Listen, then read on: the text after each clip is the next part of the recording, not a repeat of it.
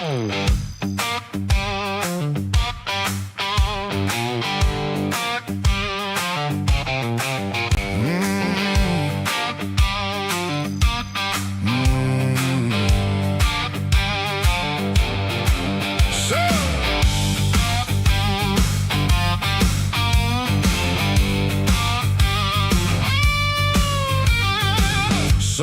morning before the sun gets hot, coffee cup league, I take my grid spot.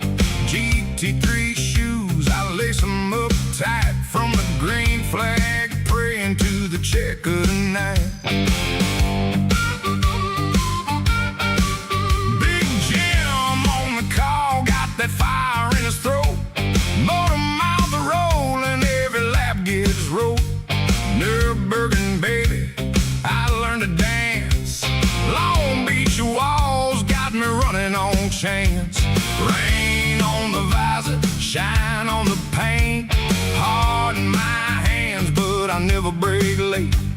Road Atlanta climb, I smell that pine. Feel it boiling waves and I still hold the line. Coffee cup, don't let go. Coffee cup, I want that roll. Sunday morning, rain or shine. GT3 and I draw the line. Coffee cup, hear me roar. Coffee cup, one lap more.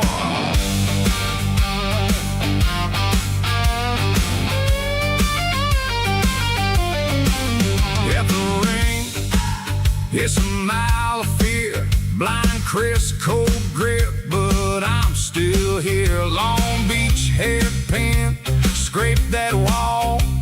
One bad shove and you can lose it all.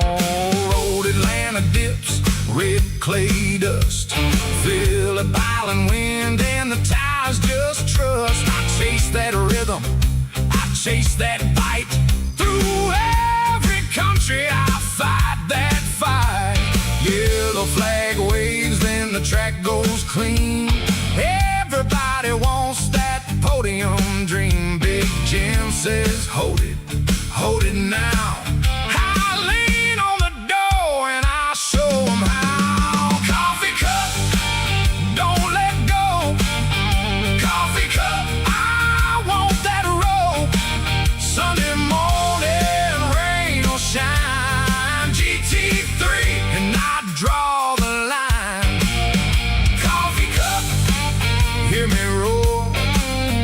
Coffee cup, one lap more.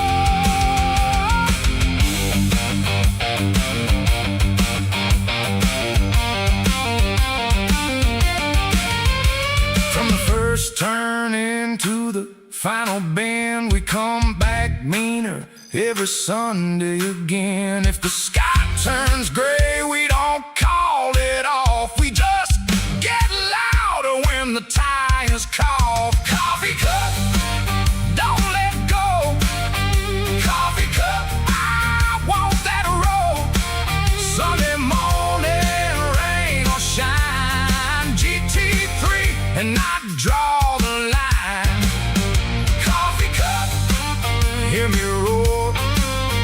Coffee cup, one lap more. Big Jim on the mic, motor mouth wide. I'm still full send on a Sunday drive. Coffee cup, that's my home.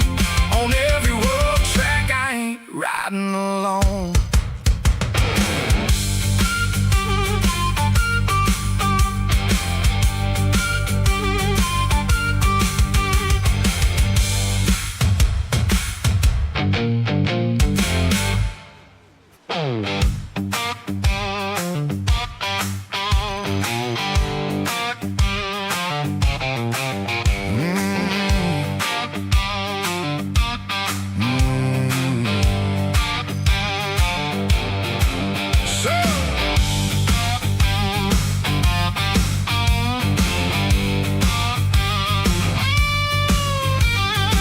Sunday morning before the sun gets hot, coffee cup league, I take my grid spot. GT. Hello everybody and welcome to a very wet Road America for week 6 of the OGRL Coffee Cup this season.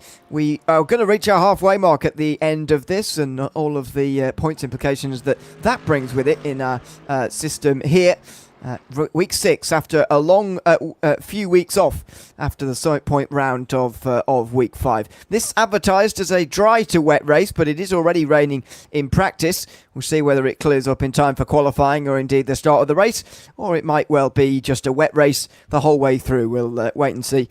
Sophie and O'Leary with you, Jim Cunningham alongside for this latest round of the championship, an endurance round as these end of the blocks are. We do 6 race blocks in this series in the OGRL Coffee Cup, and this is the end of the first of those blocks here, Jim. So a 90-minute race, and if it is going to be raining the whole way through, which at the moment it looks like it might do, this is going to be a very difficult 90 minutes carrying on like this.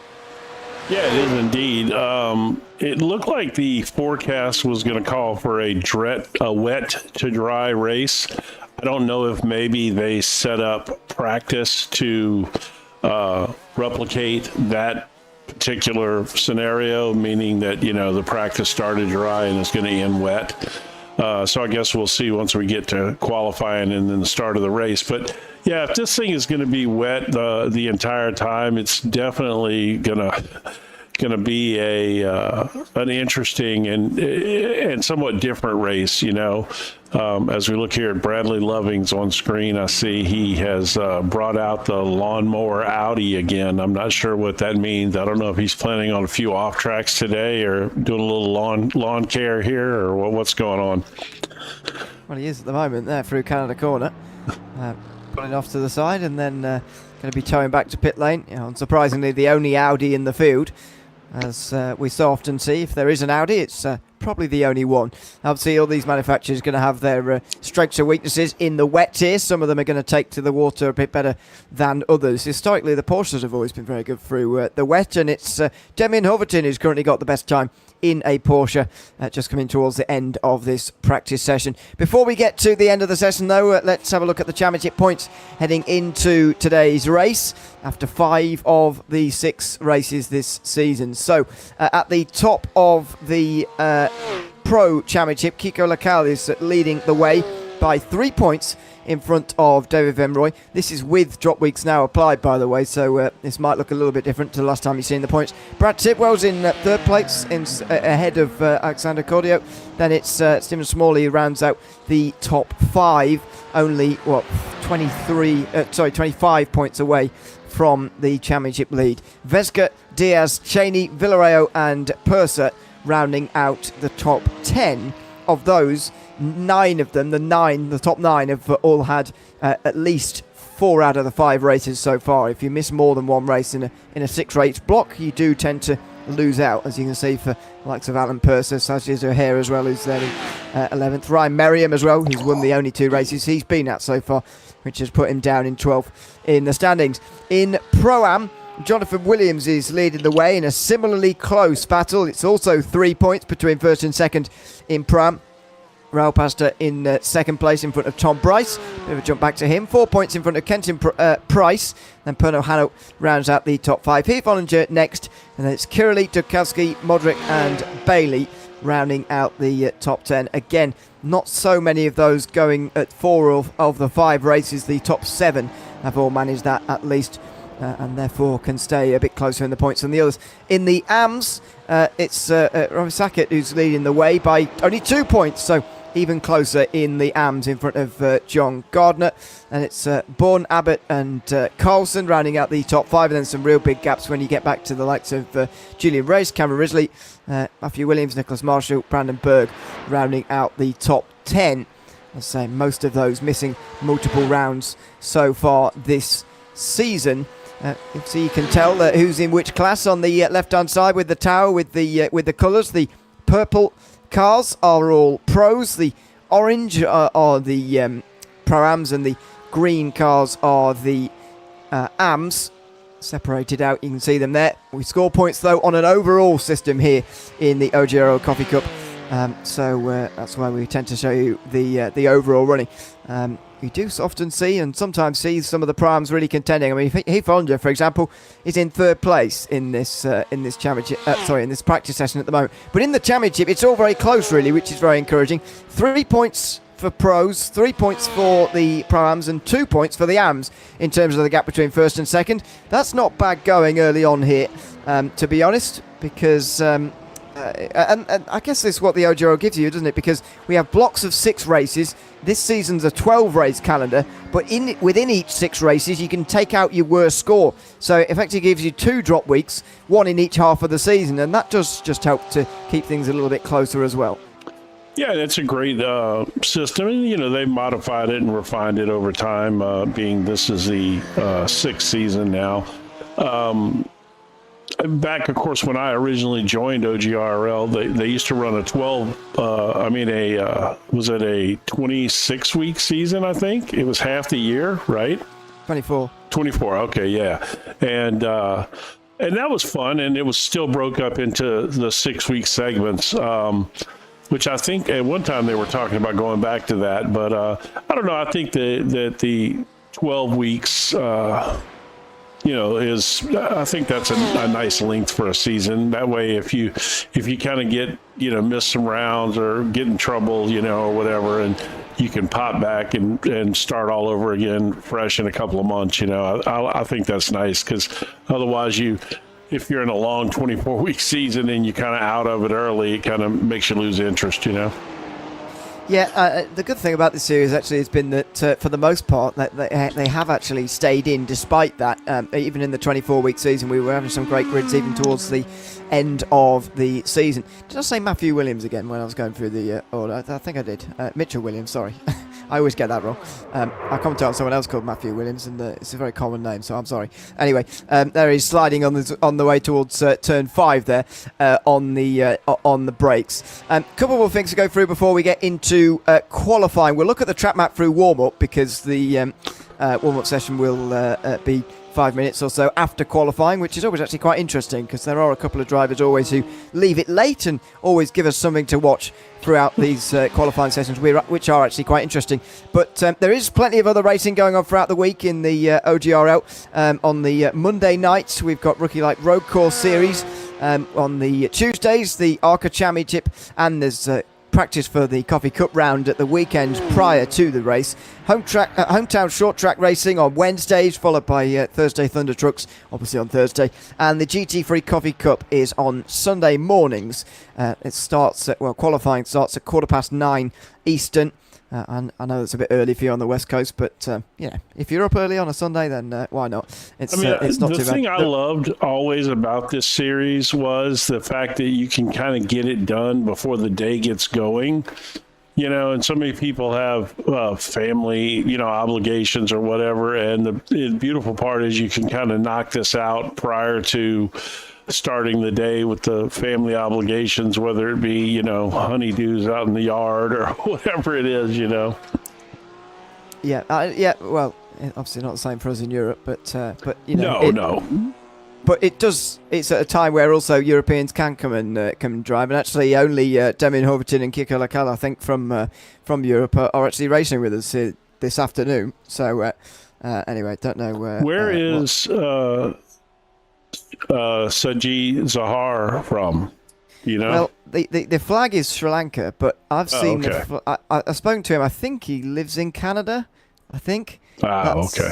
I can't remember, but yeah, that's a flag of origin, I would expect, or maybe that's his nationality. I don't know, but I think he lives in Canada, because I've seen that flag next to his name as well in the past.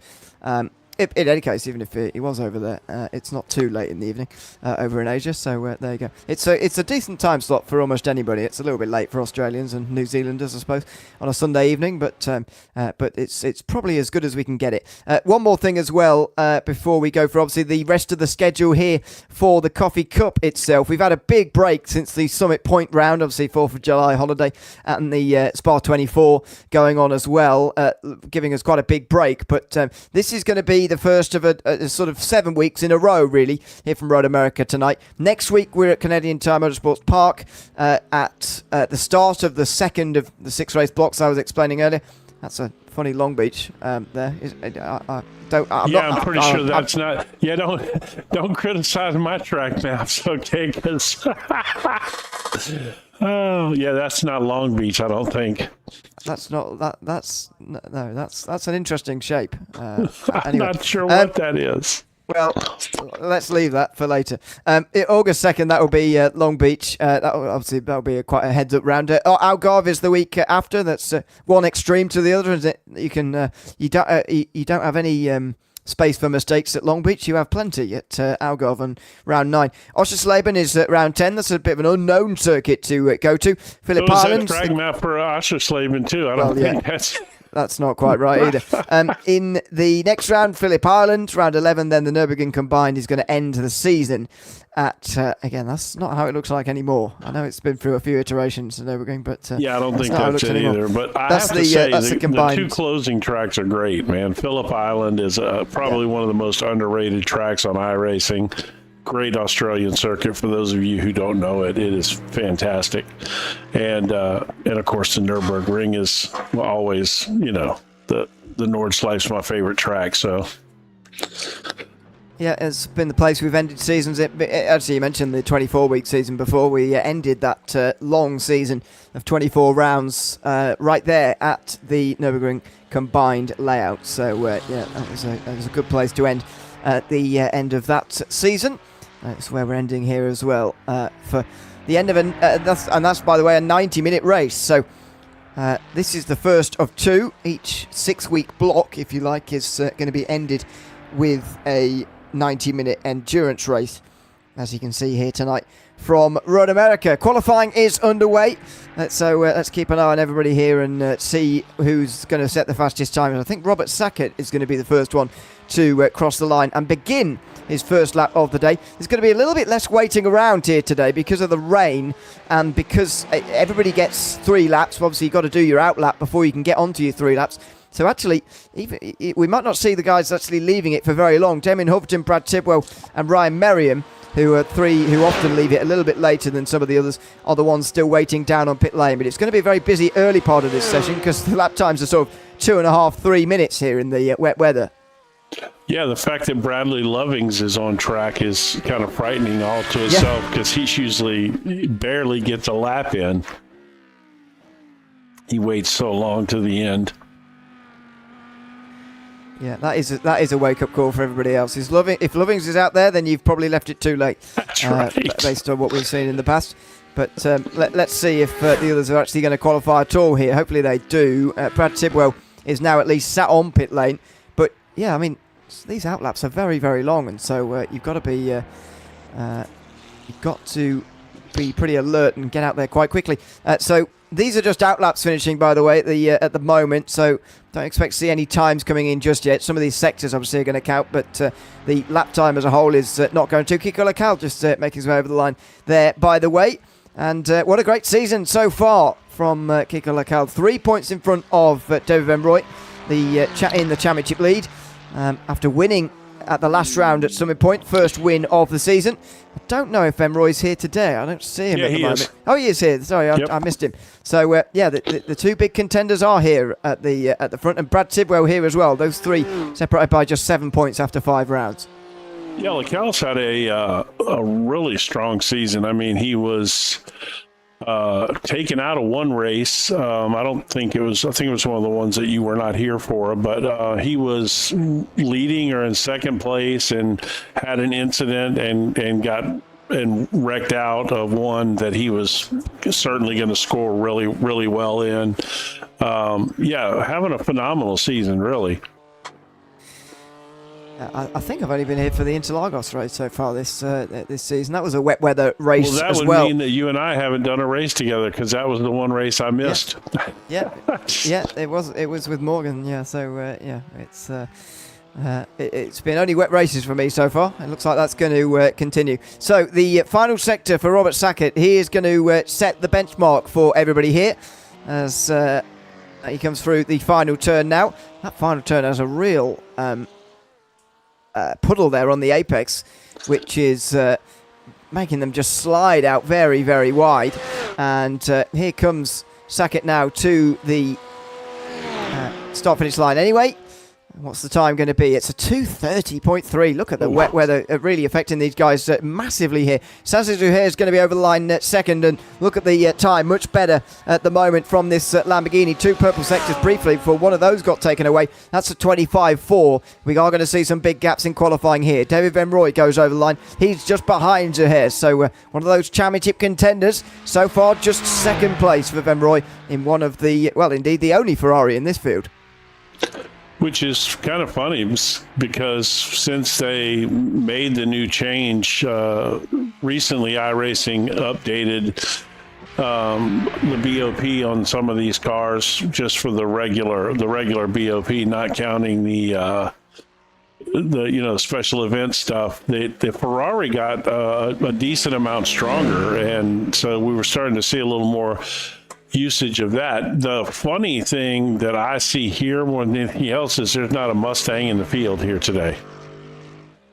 Yeah, and that is kind of the meta car right now, you know. A bit shocking, actually, I have to say.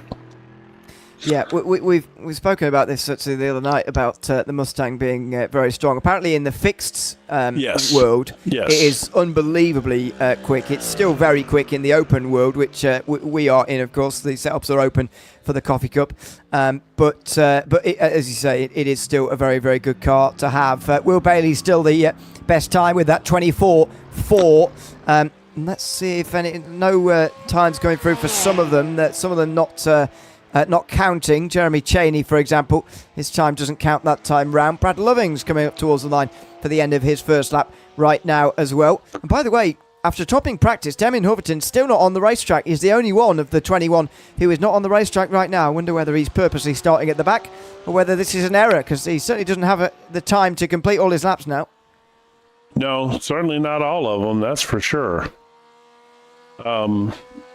Yeah, I wonder why, because he was out there early. I mean, he was, as soon as I turned the session on, he was out there already running. So he's been here a while this morning.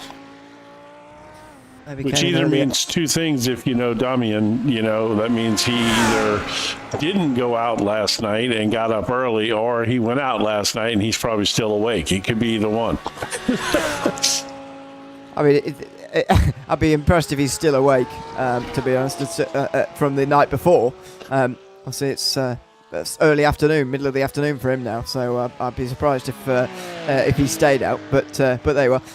Kiko Lacal has set a purple sector, third last sector, as fastest of anybody so far, as the championship leader makes his way up towards the start-finish line.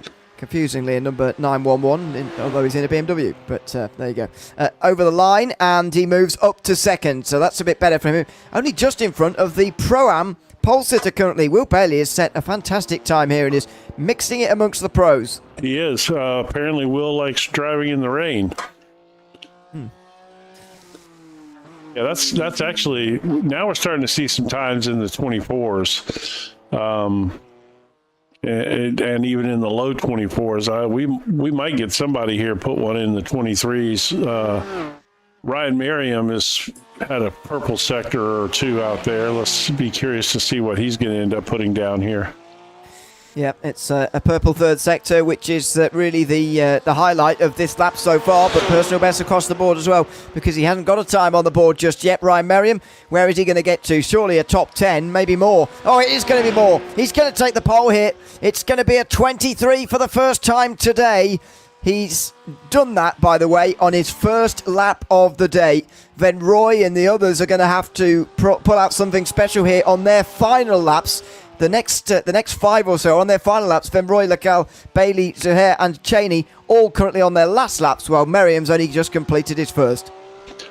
Yeah, that's and to my knowledge, I don't think Ryan was out there during practice this morning. So I'm not saying he didn't practice this week, because obviously he did, but it looks like he may have just jumped in, and literally that may have been his first lap at speed.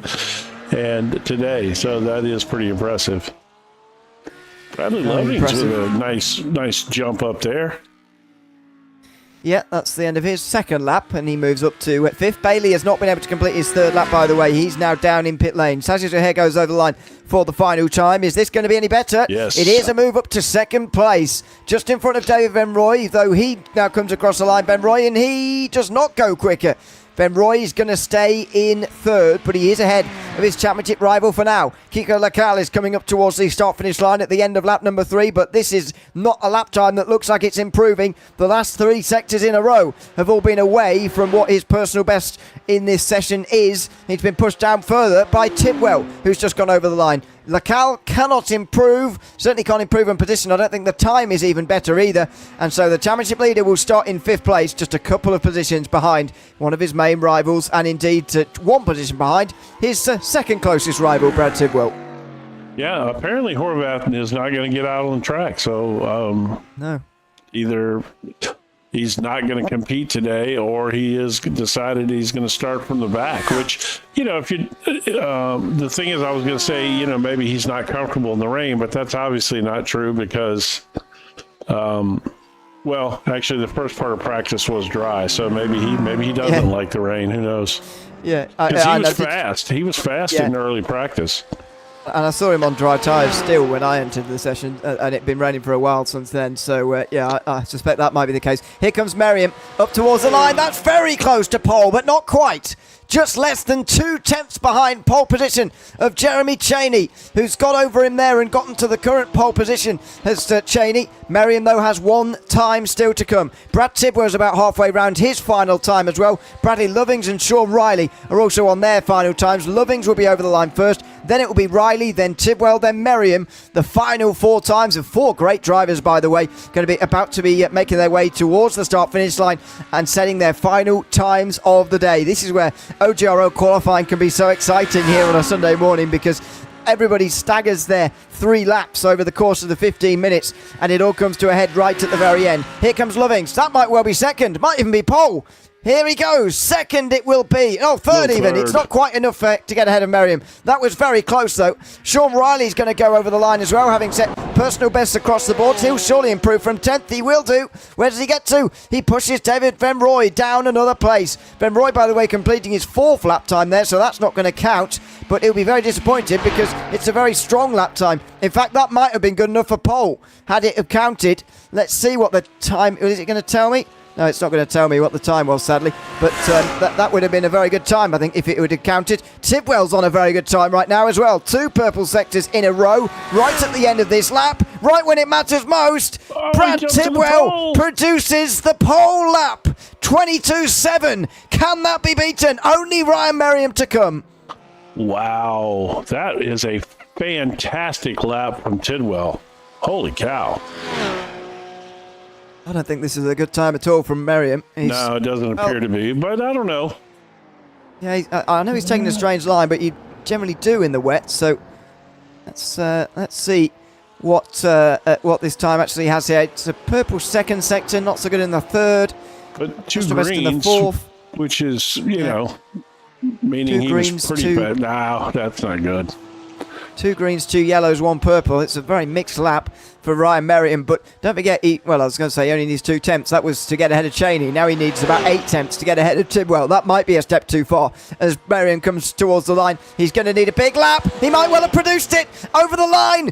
Has it deceived us? Oh, it has! 22.6. Ryan Merriam takes pole in a dramatic qualifying session. It was a very mixed lap when you compare the sectors to what he's done before, but in the end it was enough, and Ryan Merriam has taken the pole here at Road America.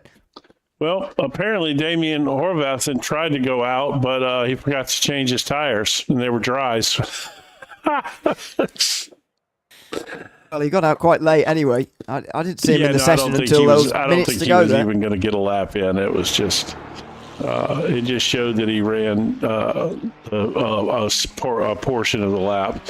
I tell you what, David Van Roy has taken advantage of all of this practice, isn't he? Absolutely. and there's a hard cut at 15 minutes, so the session will end there. But yeah, he is making absolute use. As I say, that fourth lap, by the way, obviously didn't count, but I think that would have been good enough for pole at the time. Obviously not pole in the end, I don't think, with Merriam and Tidwell's improvements, but nevertheless, it would have been maybe good enough for third as they were running. Well, what a dramatic qualifying session that was. Let's take a little bit more of an in-depth look at the track that we're going to be using here today, shall we, for the 90-minute race at Road America, which, by the way, has gotten to dry conditions here. We'll talk about that in a moment. Here in eastern Wisconsin, though, it's the historic venue of Road America. We've had a layout at this facility since 1950, but this most recent one since 2003. So nearly a quarter of a century of history with these very turns since 2003. It is a very, very long front straight here, as you can see. That slight rise denoting just before the grid here, if it were to be a standing start. Obviously, we're going to have a rolling start here at Road America. Down in towards turn one, which otherwise would be a great overtaking chance if it wasn't such an open and fast and flowing right-hander before you jump down the hill towards a difficult braking zone at turn three. Not as difficult as turn five, though, which after another long straight provides the best overtaking opportunity on the lap. That downhill braking zone to a very, very tight left-hander. Then you go uphill again towards the Corvette turn six, where you looking desperately for the apex. Kink at turn 7 before another downhill braking zone at turn 8, setting you up for the long carousel at turn 9 and 10, where you switch back more than 180 degrees on yourself there before getting towards the final sector of the lap. The very high-speed Kink at turn 11 is a wonderfully committed corner, and if it rains again later on, that's going to be a very difficult turn indeed. Sets you up for the overtaking chance at Canada corner down that right-hander. Difficult zone at Bill Mitchell Bend as you're trying to get the power on while also turning and going over the rise and through a couple of curbs as well before the final turn, which is very important because it's uphill to the line and it's a very long way to turn one during the race as well. So there it is, 14 turns round here, a wonderful racetrack and a very historic one as well. Couple of rises and falls around, and yeah, it's a good sports car racing circuit. And of course, the reason that it's got more popular in a lot of leagues actually recently, I mean, we've used it in the OGRL Coffee Cup plenty of times, but in lots of other leagues, there's endurance racing going on at the moment at this venue because the IMSA sports car race of 6 hours in length is about to come here in the real world as well. So it has an endurance race back in the real world again as well, does Road America. Yeah, well, this is, I mean, when it comes to iconic circuits in America, this is, you know, right up there at the top of them, I think. You know, especially if you talk about tracks that are, not, not like your airport circuit, like a Sebring or Daytona, which is a, combination type track. This and Watkins Glen and Laguna Seca are probably the three iconic ones, and especially this one for endurance racing. Road America is, I mean, as far back as I can remember, this was the one, the road racing endurance circuit in America, Yeah. I'd say first layout here was in 1950. I imagine it was very different to what it is now, although it has maintained a lot of its shape from down the years as Road America. Not too many different layouts around here. You can do a very short circuit if you just go straight on at turn 5 and rejoin just after Bill Mitchell Bend. It's almost like a rectangle, not in an Indianapolis sort of way, but not too far off, which makes for a short layout. There's also a chicane just before the fast kink at turn 11, which I'm not sure when that was added, but maybe during the height of putting chicanes in for safety reasons into some of these high-speed corners. It's a somewhat dangerous corner, turn 11, but there you are. We're in a simulator, and you don't often see the chicane before turn 11 actually being used in the real world either. But there you are. It's there. Not too many different layouts around here, though. It's no. It's not like the Bend in Australia, for example, with about 10 different layouts. Yeah, I don't know how you would learn every layout on that track. You were talking about turn 5 earlier. It being as the kind of the premier overtaking zone on at Road America. That's also the area that we're going to probably see the majority of any incidents that we see today. You know, there's a lot of guys, they'll send it into turn 5 pretty hard and either spin themselves or cause an incident. And, you know, there's certainly a decent amount of runoff there with some gravel and stuff. But that's typically where you see a lot of the incidents around this place is at turn 5. Just, you know, it's just the place to try to get the passing done. And also with turn 5 as well, when this rain falls, and it feels like it is a when, not an if. Yeah, I think with so. With the schedule that we've been given, that's turn 5 is where the first trouble is going to be seen here. It's always a managing period where you're on the dry tyres, but it's not wet enough for wets yet. But down towards turn 5 is really where the trouble can come when the rain starts to fall, which surely it will. It's just a case of indeed when it arrives. Yeah, that's gonna. Well, I tell you what, this track is really the tale of two different tracks, dry and wet. It's you know, there's so many circuits, there's so many turns here that are, or several turns here that are just completely different once this track gets wet, especially with the elevation changes and stuff like that. It really can throw you for a loop. But it looks like we've got our grid about ready to go here.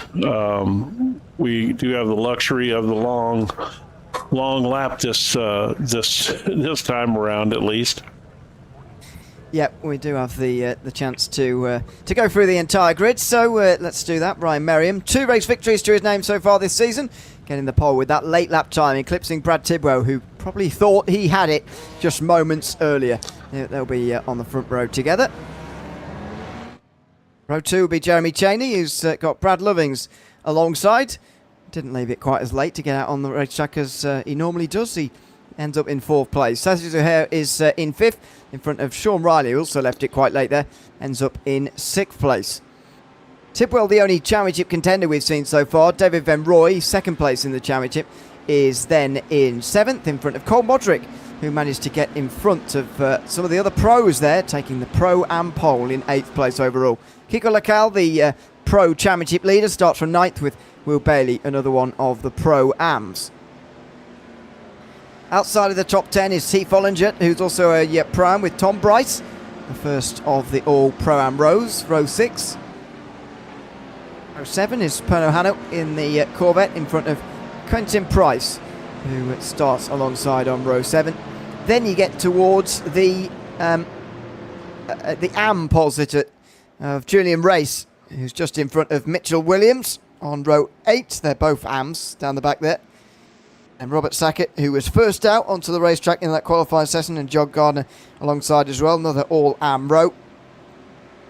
Hayesbourne is the other one in the Am class, followed by Kevin Miller, who's a Pro-Am, and at the back, Damien Horverton, who didn't qualify as a Pro. So it's good to see that Damien is racing, but he's going to have a lot of work to do here, and he probably could have contended up with these guys at the front, really, if he'd have qualified, but he's going to have some fun coming through the field instead here tonight. Yeah, and I have to say, the lap from Tidwell there, very impressive. And I really want to give a shout out to Bradley Lovings. That is, first of all, he's driving an Audi, which it's no secret that is not the best car to drive. And also the fact that 4th place qualifying run, that is a good run for him of late. You know, he has not had the best runs this season, and even in the last season a little bit using the Audi all of last season. Seemed to struggle a little bit, so at least it seems like he's kind of maybe found something here this week. That's good to see. I mean, he's not been here for a few weeks, since week 2 actually he's not been here, but even in those first 2 weeks that he did participate in, he didn't get inside the top 30 on either occasion. So yeah, it's been difficult going for him so far, but it's good to see that he's back in the form again, maybe here tonight. So Merriam and Tidwell are going to be on the front row together. So a high-class front row here to begin this hour-and-a-half race. There's so many things to think about here, though. There's the weather that might come later, and there's 2 pit stops likely to be made as well. So the 60% fuel limit remains, even though we've got a longer race this time. Yeah, that's going to be, You know, and like you said, the endurance factor here, you know, that does change things up. Just pure speed is not necessarily what it's all about. Fuel strategy, tires, you know, obviously managing the change in weather that we anticipate coming. Boy, there's a lot of gravel on the track right there. Considering there's not even a gravel trap right there. Well, there is a ways off the circuit at Canada Corner, there is, but yeah, there's the track state is carried over, and the gravel has indeed been carried onto the racetrack by everybody. So that's something to watch. Watch out for it out the final corner here as well. If somebody goes off the road out there into the gravel, then they'll be bringing it all over the final corner as well. Ryan Merriam then in control of the field as soon as they get over the rise here, and they can actually see the start-finish line, which they can't yet. Now they will as they crest the hill, and they now see the line, and pretty much straight away Ryan Merriam gets it underway. Tidwell looks like he was waiting for that, but he still can't quite react. In fact, it's Cheney who's reacted better as we get the OGRL Coffee Cup back underway after the 4th of July break. It is into turn 1 for Merriam, who leads in front of Jeremy Cheney. Nice start from him, but he goes too deep, and look at Lovings. He cuts underneath them both Tidwell and Cheney, put into the rearview mirror by Brad Lovings, who moves up to second. Wow, that was a really, really nice move there by Lovings. And Riley's followed him, by the way. 3 places made by him up to third. So Tidwell and Cheney, after initially making good starts, went too deep into one, and now they're fighting to get these positions back again. Here comes Cheney down the inside, Tidwell down the outside, and they're both going to have to back away. Riley keeps that third place. Cole Modric keeps the lead in the Prams, although he's right in the midfield here. And there's a big stack up you can see in the background. Julian Race still leads in the AMS, although he's only just in front of Damien Horvatin, who's made the best start of everybody, and he's up 5 places. Yeah, he did get a nice jump there. Of course, you know, there's going to be a lot of shaking out. In a 90-minute race, you know, you don't necessarily have to push it so hard on the start. If somebody's being real aggressive, just let them go. You'll get it back, you know. These 2 championship contenders fighting it out early on. Kiko Lacal has got back past David Venroy at the moment, but Lacal is 4 positions behind Tidwell at the moment, and he only holds 7 points over Tidwell in the championship standings so far. In terms of a drop week for Lacal, he is got a worst finish of 7th so far at this point in the season, and Tidwell has got a worst finish of 5th. So both of those with very strong drop weeks that may be used tonight if they have bad endurance races. Loving's just about staying in front of Riley, but look at the gap that Ryan Merriam is getting as a result of this. Here comes Tidwell joining in as well in this huge group for second. Yeah, and all of this battling back here, like you said, Ryan Merriam is just easing off into the distance there. Here comes Riley, outside line of Lovings.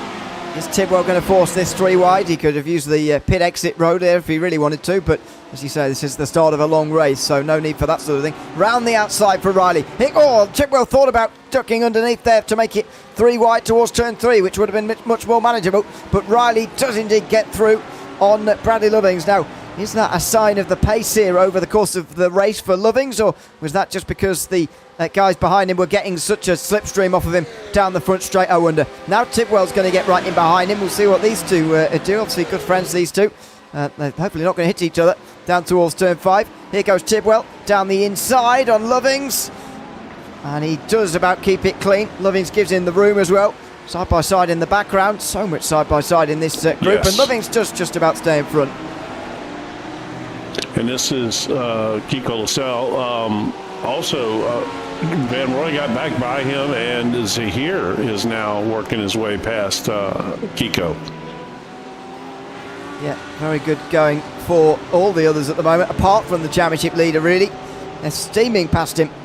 So Van Roy's through, and a couple of positions up in front. Zuhair's now followed through, and almost T. Follinger getting through there, but couldn't quite. Next in line, Will Bailey. They're second and third in the Prams. Cole Modric, who's leading, is embedded within the leaders here of the pros. He's having a great start there in 5th. He is having a fantastic run so far, and very aggressive. Look at him back there dancing that Porsche around, looking for a spot. I thought he was going to go to the inside of Tidwell, but couldn't quite. Now Tidwell gets past Lovings, who I do think is struggling here early on, to be honest. There might be some qualifying pace in the rain, but he's struggling in the Audi now. Yeah, he definitely is. He was, you can tell, he was kind of holding him up there a little bit anyway. So, but if he can just maintain, best he can, and clearly he had the pace in the wet weather, so that'll be fun to see once the weather changes. Yeah, absolutely. Side by side again for Ben Roy, who's regaining some of these places. Jeremy Cheney's not had a very good start either. He's now down 4 from where he began. These two teammates, by the way, they look very similar. Ben Roy down the inside and just move up into 6th place. So now he's 3 ahead of Lacal, and they'd be tied in the championship if this race were to count fully. For Lacal, though, this would become his drop week as it stands, even after he makes that pass on Sazi Zuhair for 8th. That was a nice pass, actually. It's hard to tell being an endurance race like this. Sometimes it seems like somebody's off the pace, but they're just, they're settling into their race strategy, which could be different than other people. So you never really quite know. Through into 8th, he's confirmed that place now as the Hollinger under a bit of pressure from Bailey there, but they stay as they are as well. It's been a lively first 5 minutes, this, considering it's an endurance race, that's for sure. But what else can you expect? This is the sort of thing that you see in the OGRL Coffee Cup. This is GT3 racing for an hour and a half here this afternoon. And some of them are settling into a rhythm. Some of them know that they haven't qualified maybe as well as they could have done, and they're looking to make up places early on. And some of them are falling through the field as well because of elevated qualifying positions. And maybe this Audi's going to come good again in the rain when it starts to fall. But for the moment, Lovings is all in a bit of trouble at the moment. And here comes David Van Roy to try and make this pass for 5th position. Yeah, I'm kind of curious to see. The reality is Bradley got a great jump on the start. He's only down 1 spot from where he qualified right now, so it's not as bad as it may seem. He did get that big jump on the start, so he's really just kind of settling back to where he qualified right now, just 1 spot further back. So that's not really as bad as it seems. No. And that is true, to be fair, that those positions early may be giving us a bit of a false look to where he could have been, right, because of what happened on the very start. But it's really starting to fall through now. David Van Roy down the inside and through into 5th position. So as it stands, I know we're only getting to the halfway stage in the championship, but as it stands, he'd moved to just a single point behind Kiko Lacal in the championship. Yeah, I think, of course, you remember David Van Roy a few seasons ago when he was just... on it, driving that Mustang. He had, he was an early adopter of the Mustang. Yeah, right. I mean, he was, I'm so good. It's good to see him kind of back finding that form again. I don't think he was racing quite as much there for a while, and I don't care what you do and how good you are. If you're not putting in the time week in and week out, it's tough to keep up with these guys at the front of these fields. Yeah, absolutely. It's a Ferrari this season for Van Roy. He's on his own in this field, but he's going well as things stand at Road America. These are the battles further down in the pack. Robert Sackett is currently 3rd in the AMs, just in front. John Gardner's in 2nd, but got Perno Hanno of the Pro-Ams just in behind him. And 3 seconds ahead of Gardner is Julian Race, who's leading the AM race in 14th place. Yeah, he's having a nice run this season as well. Been really quick. I can't remember. Did he switch to the BMW for this season, or was he in that car last season as well? Do you remember? I can't remember last season. I think I have seen him quite often in the BMW, so he might have been in there before in the BMW, I think. But it is hard to remember, to be honest with you. I think it's been the BMW for him, past and present, I think. Yeah, he's really having a nice season shaping up for him too, with the second half coming starting next week. It's gonna be fun to see how that goes. There goes Modric. Look at this. The Pro-Am leader is on the podium. Cole Modric is on the overall podium. This is quite remarkable from Modric at the moment. He's down in 9th in the prime points, by the way, because he's missed 2 races so far this season. His best result with the season is an 8th place overall at round 2. The field was a bit bigger in round 2, so that's an impressive 8th place, but this is a strong field, even if it's a bit smaller here tonight. There's about 10 pros, all of whom on paper you'd have quicker than him, but he's challenging them right now. Tidwell wants to come back at him in towards turn 5. This is the sort of thing that Brad Tidwell could do without right now. Down the inside, he can't get there. Modric is on to the overall podium here. Yeah, this is good stuff right here, and it's bringing David Van Roy right into the picture, which you can believe Tidwell did not want to see that. Wow, this is a fantastic early drive from Modric. You just hope it's not going out too hard too early, but we'll see about that as we go on. David Van Roy is sensing a bit of momentum shift here as well, and he's looking to get past Brad Tidwell. He's been someone who's really driven into this first 10 minutes after initially being knocked back a place or two. And now he's up 2 on where he qualified, looking to make up a 3rd position here on one of his title rivals. Yeah, and you know, David is a guy that, well, like I talked about earlier, if somebody's being real aggressive real early in a race, I can see David letting them get by so that there's not an incident, and then just, you know, getting his position back as things progress. You know, that seems kind of in his style. You know, as we see Kiko Lacal here starting to work on Bradley Lovings, as we see Bradley is starting to creep those positions away. They're starting to drift away a little at a time here, but side by side for Ollinger and Horvatin, by the way, who's about to get into the top 10 after starting down at the very back of the field. Bit of side draft action here. Road America. He's going to be through into the top 10 here, Horvatin. I don't think Ollinger's going to try and keep him behind, and there he goes. So he's looking pretty quick right now, that's for sure, in that portion. Ollinger's coming back at him here towards turn 3. Oh, he'll just back out of it. So further up in front, Lacal is just behind Lovings now. He is really driving himself into this race, as well as David Van Roy, who's on the back of Tidwell, who in turn is just behind Modric. But here comes Lacal in behind that Audi down the straight, the BMW down the inside, and through into 7th position. That was 6th position rather. And that was very nicely done. And Loving's difficult early start of this race continues. Yeah, and of course that took place at turn 5. I wonder what percentage of the passes here take place at turn 5. I bet it's pretty high. It might well be. Yeah, it might well be quite a high percentage.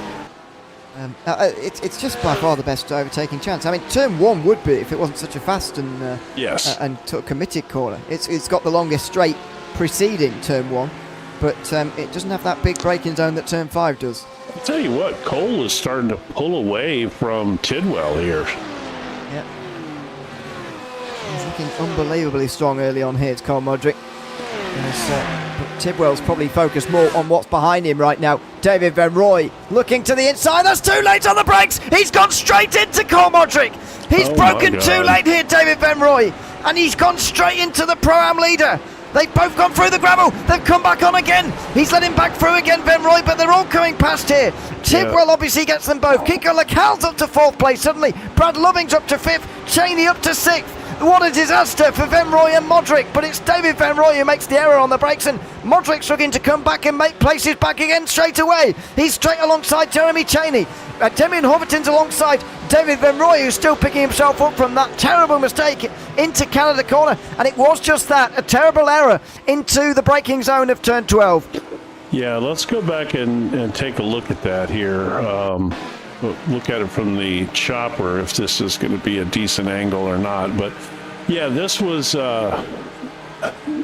just got in there too hot. And we see as Modric came back on the track, he and Jeremy Cheney looked like they had some contact there. Just a little bit. By the way, if we can stick with this replay, we see the recovery for Van Roy here, because he does initially get passed by Horvatin. Just want to see what happens between these two at the moment. There's a lot going on live as well, but there's just a lot going on everywhere. So down the straight there, side by side, these two. Horvatin on the inside line, that's just in behind them. Sajid Zuhair watching on. and there's others who are going to catch on in the background here as well because of the explosion in this group. But Van Roy tries to hold on the outside, still rattled obviously from the incident at Canada Corner, but Hoverton does indeed slip through down in the on the brakes for turn 3. And Kiko Lacau, by the way, after getting up to 4th place, just as that was going on here, further up the field, he was getting past Tidwell. So Kiko Lacau is now onto the podium suddenly after looking in a bit of trouble earlier on today. Yeah, that's that was a lot of action right there. So yeah, we still have our first 2, but now look at this, would you? Modric, by the way, tried to get past Lovings there. He did dive down the inside and get through briefly into Canada Corner, but Lovings was able to get the exit and get back ahead again. Now Modric's coming back at him again into the final turn. Oh, and he dives him into the final turn indeed as well. So they're absolutely level, but I think the Audi's going to have the better run here, and the better run of all of them is going to be Jeremy Cheney, who's got the slipstream of both of them here. I think the front 2 are running as well. No, they're not. Riley's going for the lead. It's impossible to know where to look at the moment. Riley's getting down the inside of Merriam and getting through here. He's run Brian Merriam down, and we don't see that very often. No, not very often at all. Yeah, that was I was focusing on that right before because you could see he closed up the gap. It seems like that Ryan must have had some little bit of a miscue or something, but we'll see. But even after that, he caught him and passed him, and so it wasn't like he passed him because of the mistake. No, indeed. Well, this has been a quite remarkable first 15 minutes here at Road America today. Riley and Merriam fighting for the lead. Lacau just getting past Tidwell a couple of laps ago for 3rd, and then that huge group for 5th place, which is now headed by Cole Modric, although he's getting away, and it might well be the Bradley Lovings train all over again. Yeah, well, and of course, Vin Roy's back there and Cheney, which I'm sure Modric is glad to see. He can potentially try to get his positions back because he was really on a run there.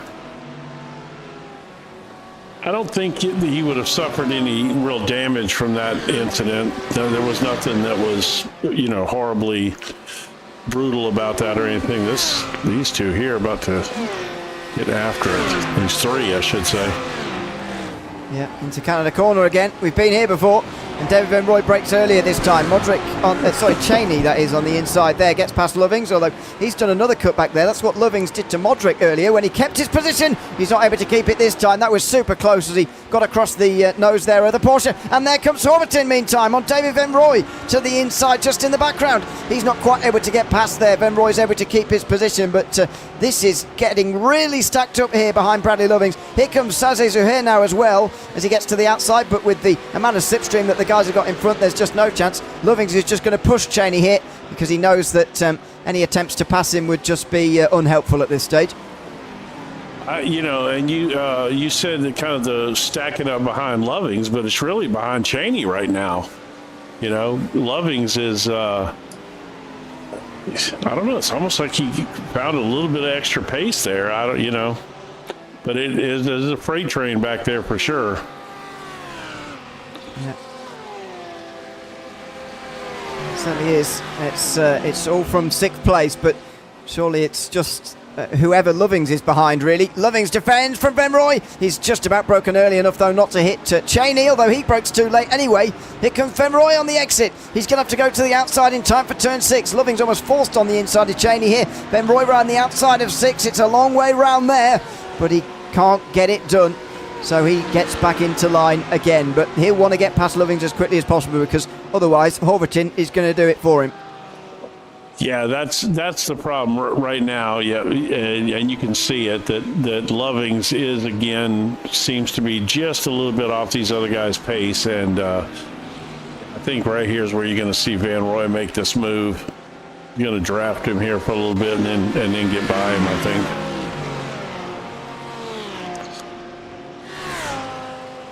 Here comes Van Roy. Nice exit out of the kink there on the way towards Canada Corner. Side by side in the background as well for Hoverton, who's actually having to hold off Zuhair this time round. Van Roy on the inside, though, gets it done this time into Canada Corner. Although Lovins goes on a cutback again here. Maybe playing on the weakness of Van Roy there as he obviously made that mistake into Canada corner last time round, trying to capitalise on that a little bit maybe, but no, Loving's not able to do that, and Venroy is indeed up to 7th place, and he'll hope he's in the clear now a little bit from those in behind Lovings and the rest of them. I have to say that was a pretty uncharacteristic mistake by David Venroy. You don't see that very often, as we see Will Bailey here launching an attack on Zahir. Yeah, one Nicely of the done. Pro-Ams. Wow, into the top 10, another one of the Pro-Ams. I mean, if you're going to win this Pro-Am race, you're going to need to be in the top 10, maybe even the top 5, given where Cole Modric is at the moment in 5th position. So Bailey is going to be passing some of these pros on his own, it looks like. Man, I tell you what, this has been a really good 20 minutes. And just to jump back up here to the front, you know, Riley is holding on to this lead. I don't know if Merriam is decided to take it easy for fuel purposes, or, you know, what the case may be. Maybe they're potentially trying to, you know, hold on so that when they make their stop, they can change to rain tires, or, you know, I don't know. But not very often you see Ryan Merriam get run down, passed, and then just slightly being pulled away from, you know? Yeah, this is true. I mean, having said that, if you were to pick out drivers who could do that, I mean, Sean Riley might well be top of the list. But I agree still. I mean, if you look at the form this season, for example, Ryan Merriam, 2 wins in the 2 races that he's been at, the rounds at Miami and St. Petersburg. He clearly likes Floridian street circuits. Maybe that's why he's not going so well. I didn't even catch that, but that's funny, yeah. But no, clearly it's obviously all across the world. He's very quick, but Riley has run him down today. There's Venroy down the inside. He's made 2 passes at Canada corner now since the error that he made when trying to pass Cole Modric earlier. Sorry, not Modric, Lovings, but he hit Cole Modric. There we are. Well, apparently, I mean, that's kind of his corner, you know, and he just happened to miss it that one particular time. But apparently that's a corner he likes making his moves at, obviously, which is something, if you're any of these other guys in the field, you might keep that in mind and start cutting that off on him, you know. Yeah, indeed. So just want to jump back here and look at a battle a little further back here in the field. Just, I don't know, I like that yellow Gardner's car. I kind of like Gardner's car there. The yellow livery with the checkered stripe down. Yeah, no, that's a nice looking little livery. He's actually caught Julian Brace here, who had a 3-second lead and probably more at one stage in the AM class, but Brace has been caught here by John Gardner, and they've got a battle for the AM lead now, as Overton, by the way, has passed Cheney, I think, for 7th position as well. Oh, and is that rain, or is that just camera angle? It's just a camera angle. No, it is raining. It is rain. So, the sun's out, but it's raining. I mean, make it that way. It's coming in and out. Now it's not raining, you can see. We're having very, very intermittent, short bursts of very light and strange rain. I mean, it's still sunny out there at the moment, but you can see the rain. There it is now again. So it is raining already here. And now the second part of this race really comes into it. When do you come onto the wet tyres here, and how do you make that fit with the fuel strategy and the 2 pit stops that are required today? Well, I think this is going to lay out relatively nicely timing-wise, because these guys probably weren't far from needing to do a fuel stop anyway. So, by the way, this is... Oh, they touched! Oh. Whoa. Well, Riley decided to go in early for the tires. Okay. Well, is this for tyres, or is this for a fuel load now, so he can basically set out a full stint and he can decide when to put on the wet tyres? I mean, I would prefer the strategy that Merriam has employed at the moment and carrying on, but there you are. Agree. The Cal is in, and Tidwell is in, and There's Quentin Price from the Pro-Ams is in as well. It's way too dry for wets. They can't be changing onto wets now, surely. Well, let's go take a look. I mean, by the way, sorry, Hayes Bond down the back of the field is already on wets, pitted last lap. Yeah, he sure did. Well, I'm not looking at the radar, so I don't know. It may be, they may know that it's fixing to get solidly wet from here. But yeah, well, there go. Look, they're all going up on the jacks here. They wouldn't be changing dry tires here. No, wet tyres for Sean Riley and Kiko Lacal already, but you can't change tyres and do fuel at the same time anymore, by the way. So these stops are going to be way longer than they used to be. Brad Tidwell also changing tyres, Quentin Price as well. Still waiting for Mitchell Williams and Robert Sackett to potentially be changing as well. But yeah, this is, first of all, quite a lot of fuel being put in, but also 4 tyres being changed, and this is a mile too early. I mean, I would not argue with that. I mean, there's the difference. That's Merriam on dries and Hayesbourne on wets. I mean, there's no context at the moment. Come on now. That's Brian Merriam is, I mean, he's an alien. I mean, and Hayes is, I mean, he's a solid, but solid AM, but that's not exactly comparing apples to apples, but. I get your point. But it shouldn't be like that, though. I mean, it's like he was in a GT4, not a GT3. I mean, it does look like the rain's pretty hard and heavy, so that might. And Will Bailey has seemingly had some trouble here. He's dropped down. Heath Ollinger's off the road now as well. Yeah, these guys are struggling here, and Merriam's in. So this rain might well be heavy enough that they're stopping onto wets now. So yeah, this looks like everybody's going to come in here, but the rain does look quite heavy. And Roy, yeah, this is no, it's happening now. So the reality is this. Cheney. This is really going to be a wet race, really. More, Two-thirds, more than three-quarters. Yeah, because we're going to have over an hour of rain racing. Yeah. So, yeah.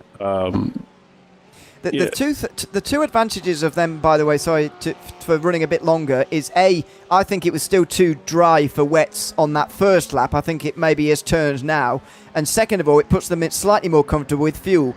They're probably, even the guys who pitted on lap 10 are probably not uncomfortable because of the 60% limit and the fact it's raining. However, just something to note for the end of the race, that they'll have a little bit less fuel to put in by a lap or so because of this extra lap that they've taken at this stage as they all go up on the jacks now.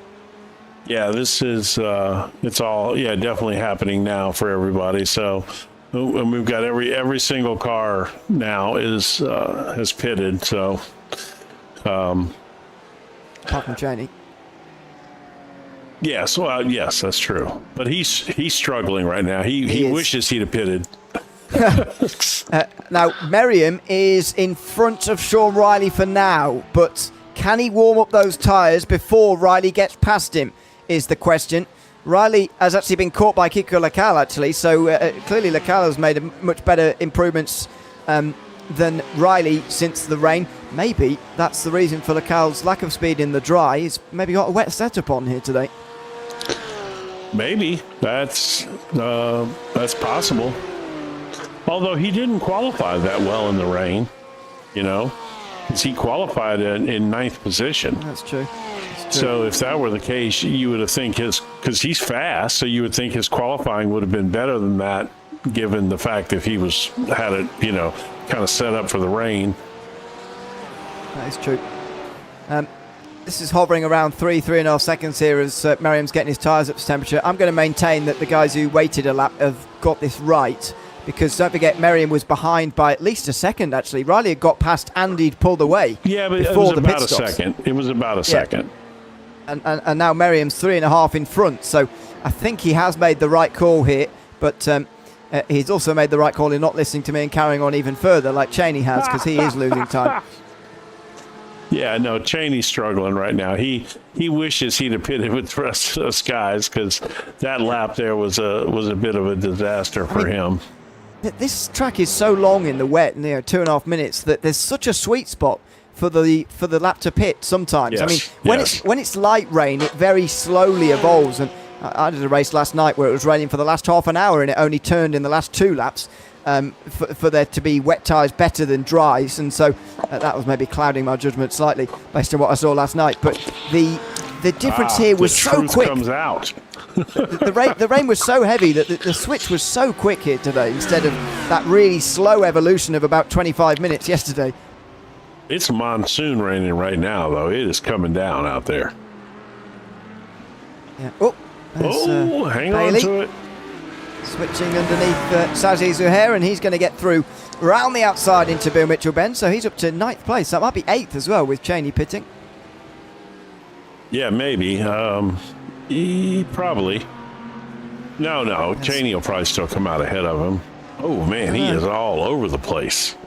Yeah, that's Zuhair wide, and Lovings gets through. This is where I think Lovings is going to get back into this race I a bit agree. now. That's why I put the camera on him, to be honest, because I'm waiting to see him. Because now I think had a wet setup in that car, and I think he was counting on making his time up in the rain. So Cheney outside the top 10.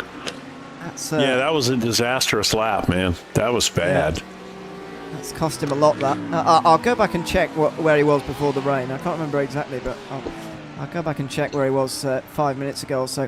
Before the rain started, or at least before they started pitting because of the rain, he was in 8th place, just behind Demian Horvatin. Not horrible, but a few spots back for sure. Yeah, but he was on the back of Horvatin. Now he is 15 seconds behind Horvatin. Yeah, that's true. I mean, now, I am curious to see what Horvatin's going to do here because, we jokingly said he was not comfortable in the rain before the break here and everything. And, at the start of the show, he didn't get back on track in qualifying in the rain. So I am curious to see here if he's going to go forward or backwards here. Well, yes. And is he going to stay in the race? Because it didn't look like he was too interested in qualifying when it was wet a little bit earlier on. Looks like we had one of the vet boys back here has had a little trouble. A bit of white line for Pernod Hannock there. Tell you what, you got to stay off the grass and the paint. Yeah. In these conditions. Hannock now down to last, by the way, in the field. That was Hayes Bunn getting past for last position back there. So speaking of the drivers who've not had a very good run one of the through vet boys. They're all. It's kind of ironic. All the vet boys are running at the back of the field right now. I don't know what that says about the Corvette. or about them. Well, I wasn't going to go there, but look, here comes Cole though. He's not playing. No, that's Porsche is always strong in the wet, and now Kiko Lacal has started to lose a bit of speed. So initially he was right on the back of Sean Riley and looking very good, and suddenly it's turned really. Riley's 3 seconds in front of him, and Cole Modric in a Pro-Am car is getting in front of him here for the first position obviously in Pro-Am, but also for a podium overall again. He's now back to. It doesn't need to be lost on people that Kiko Lacal is our points leader right now in the Pro Division.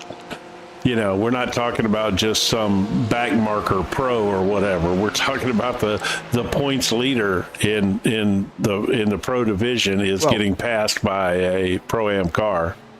And therefore overall, of course, the points leader as well. Even if you were to count the Prams and the Ams involved, he's got more points than anybody in the field here is Kiko Lacal, but he is struggling right now, and Cole Modric's in front of him. It wouldn't be the only time, by the way, we've seen a podium for a Pram this season.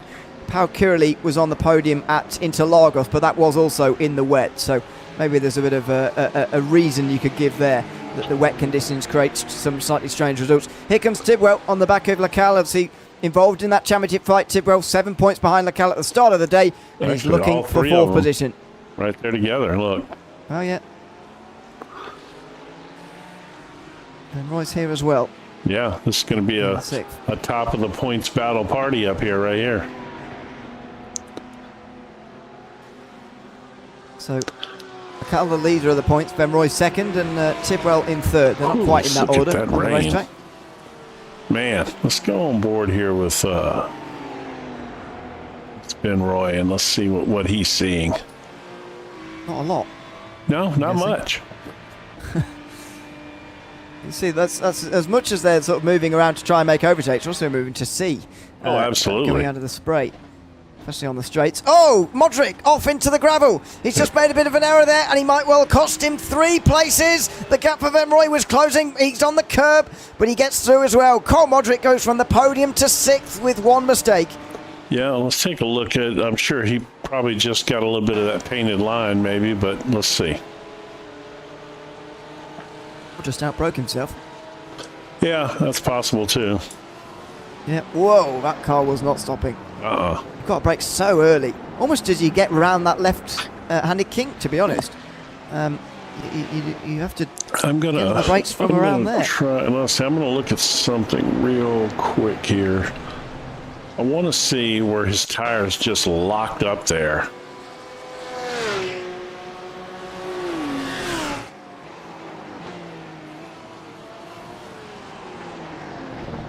No, so his ABS was working. He just didn't get on the brakes early enough there or hard enough, and yeah, I mean it's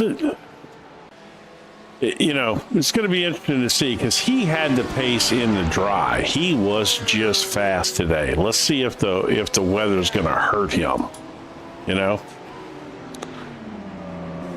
But this is 3 tough cars to get back by. Yeah, he might not get back past them, but he can at least hold. Oh, he's gone off now at turn 5 as well. He's gone off at turn 5 now, Cole Modric. This is turning bad now for him. He's gone way off down there. Way off. Horvaton's got him back in front of him. Now Lovings and Zuhair are going to be close to him as well. This is turning pretty bad now for Modric. His lead's only about 4 or 5 seconds now. Man, that is so unfortunate for him. I really was kind of pulling for him to really put up a super quality finish to as fast as he was today. But, which he's got to be, for whatever reason, he was really fast here, and then you got to be like, well, and of course now they're going to throw a rain race at me right when at the track I'm the fastest at, Hayes-Born, by the way, getting out the way there through the carousel. Twitching there. Holy cow. That was a big slide, and well caught considering it's an Audi. You don't normally see those slides come back, but Loving surely is going to get past Modric here very soon. Modric's just got to focus on getting a couple of laps without going off here, because these mistakes are snowballing here. Yeah, they are, and it looks like there's a little battle back there behind them too. That's Hayes-Born getting out the way of Will Bailey. Yeah. That's the Pro-Am second place. So already right there, that's how quick the lead has come down. Yeah, that's probably going to end up being a pretty decent little battle there. I'm going to jump back up here to the front of this group, and as we see Tidwell starting to close up here, and they're these 3 are going to have a nice little battle, I think. Quick, so Ryan Merriam, man, after these rain tires came, I don't know if he was potentially saving, like I said, saving a little fuel there so he could go that extra lap, or I don't know what was going on, but it sure has changed now. He's got almost a 10-second lead now, just after the pit stops, which was only for him, 4 laps ago? 5 laps ago? This is lap 5. This is lap 5 on the wets now. Yeah. So, I think the fuel's a decent theory. I don't think the others pitted when they did because they couldn't go any further. No, I agree. think that was a tyre choice. I think Merriam himself also could have gone further on fuel, but just decided that was the tyre choice to make. But he might well have been fuel saving in case the rain was delayed a bit further than expected. And he could have, you just open up your options if you save a bit of fuel when there's rain coming like that. In the end, he didn't need to use all of it, but like I said, that was all tyre choices. I think everybody made it to that point on fuel. They were just making a tyre choice when the rain started to fall there pretty heavily as it did. So I think that it really, to kind of proves your point, that Merriam staying out that extra lap on dry tires made a huge difference in time. And that's where he made up all that time. But because he was a second behind, and now he's 10 seconds ahead. Well, yeah, the pit game was he went from 1 second behind to 3 seconds in front. That was the game through the pit stops. The gain since then, I think, has been that's true. Speed. Yeah, just pace in the rain, right? Yeah. Yeah, you're right. That's right. I forgot it was 3 seconds when they came out. Yes. But still, that's a 4-second turnaround. Yeah, well, yeah, exactly. Yeah. And maybe it's even... Yeah. And he was in his pit 2 seconds longer than Sean Riley. So if you add that in, that really makes it a 5-second or 6-second. Yeah. So, yeah. Well, he spent an extra lap, so he had a bit more space in his tank for a bit more fuel, I suspect. Yeah, that's true. Lots of calculations to make, but Well, Merriam is no doubt the fastest in this rain, as Tidwell is under pressure here from Kiko Lacalo's at him trying to get past. The indeed, other way, the championship leader is under pressure from both of the closest rivals, and Bradley Tidwell is back onto the podium all over again. Yeah, and I tell you what, if I'm Kiko, I don't have a problem with Tidwell getting by me right now. Tidwell's driving a Lamborghini, a chassis that is notoriously hard to drive. Pretty much same chassis as the Audi, if we're being honest. And I'm in a BMW, which is arguably one of the most stable cars in all of the GT3 class. I think I'll just bide my time. But David Van Roy is going to make a move on him here too, it looks like. And Horvath has joined this party too. Yep. Look. Yep, he's in here as well now. Lovings has finally got Modric's got back past Zuhair again. He's looking to try and get back past Bradley Lovings as well. That is Lovings getting past Modric, of course. I forgot he dropped a little bit earlier in Modric, but not that far. So Lovings finally making that pass for 7th position. This has been 40 minutes of pretty much constant passes so far. No, it's been fantastic. Considering it's an endurance race, this has been great. So much going on here. I'll tell you what. So far. David Van Roy is just beating all over the back door of Kiko here. He was down to about a 4 or 5 hundredths there and he's closing back up again. Oh, look at how heavy the rain is again. Leclerc can barely get it slowed in time here. And slides through the middle as well. These lap times are ballooning here. Last time round they were all in the 28s. Last time for Leclerc they did a 29.2. I wouldn't be surprised if this is a 2:30. This rain's getting worse. Yeah, it is. It's really, really heavy.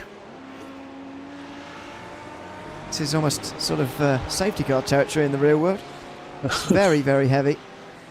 See what the times are this time round, as Van Roy surely looks to make this pass for 4th. But it's only a matter of time now, really, as Leclerc's been overtaken by Tidwell. Surely Van Roy is about to do the same. In fact, the lap time's about similar, so it's not getting worse, but it's just still very bad.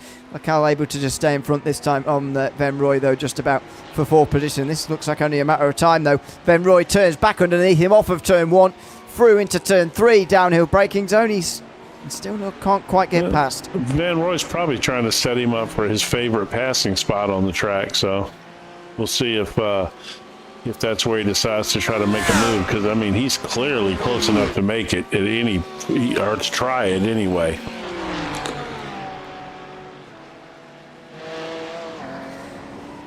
Down towards turn 5, one of those big overtaking opportunities on this circuit. Van Roy's not close enough this time to make a move. As you mentioned before, Horvath is very much in here as well, lurking, and you'd imagine he'll be next up when Van Roy gets past, and it does feel like a when at the moment. Yeah, it really does. It's a little look. I think it's pretty obvious he's holding him up at this point.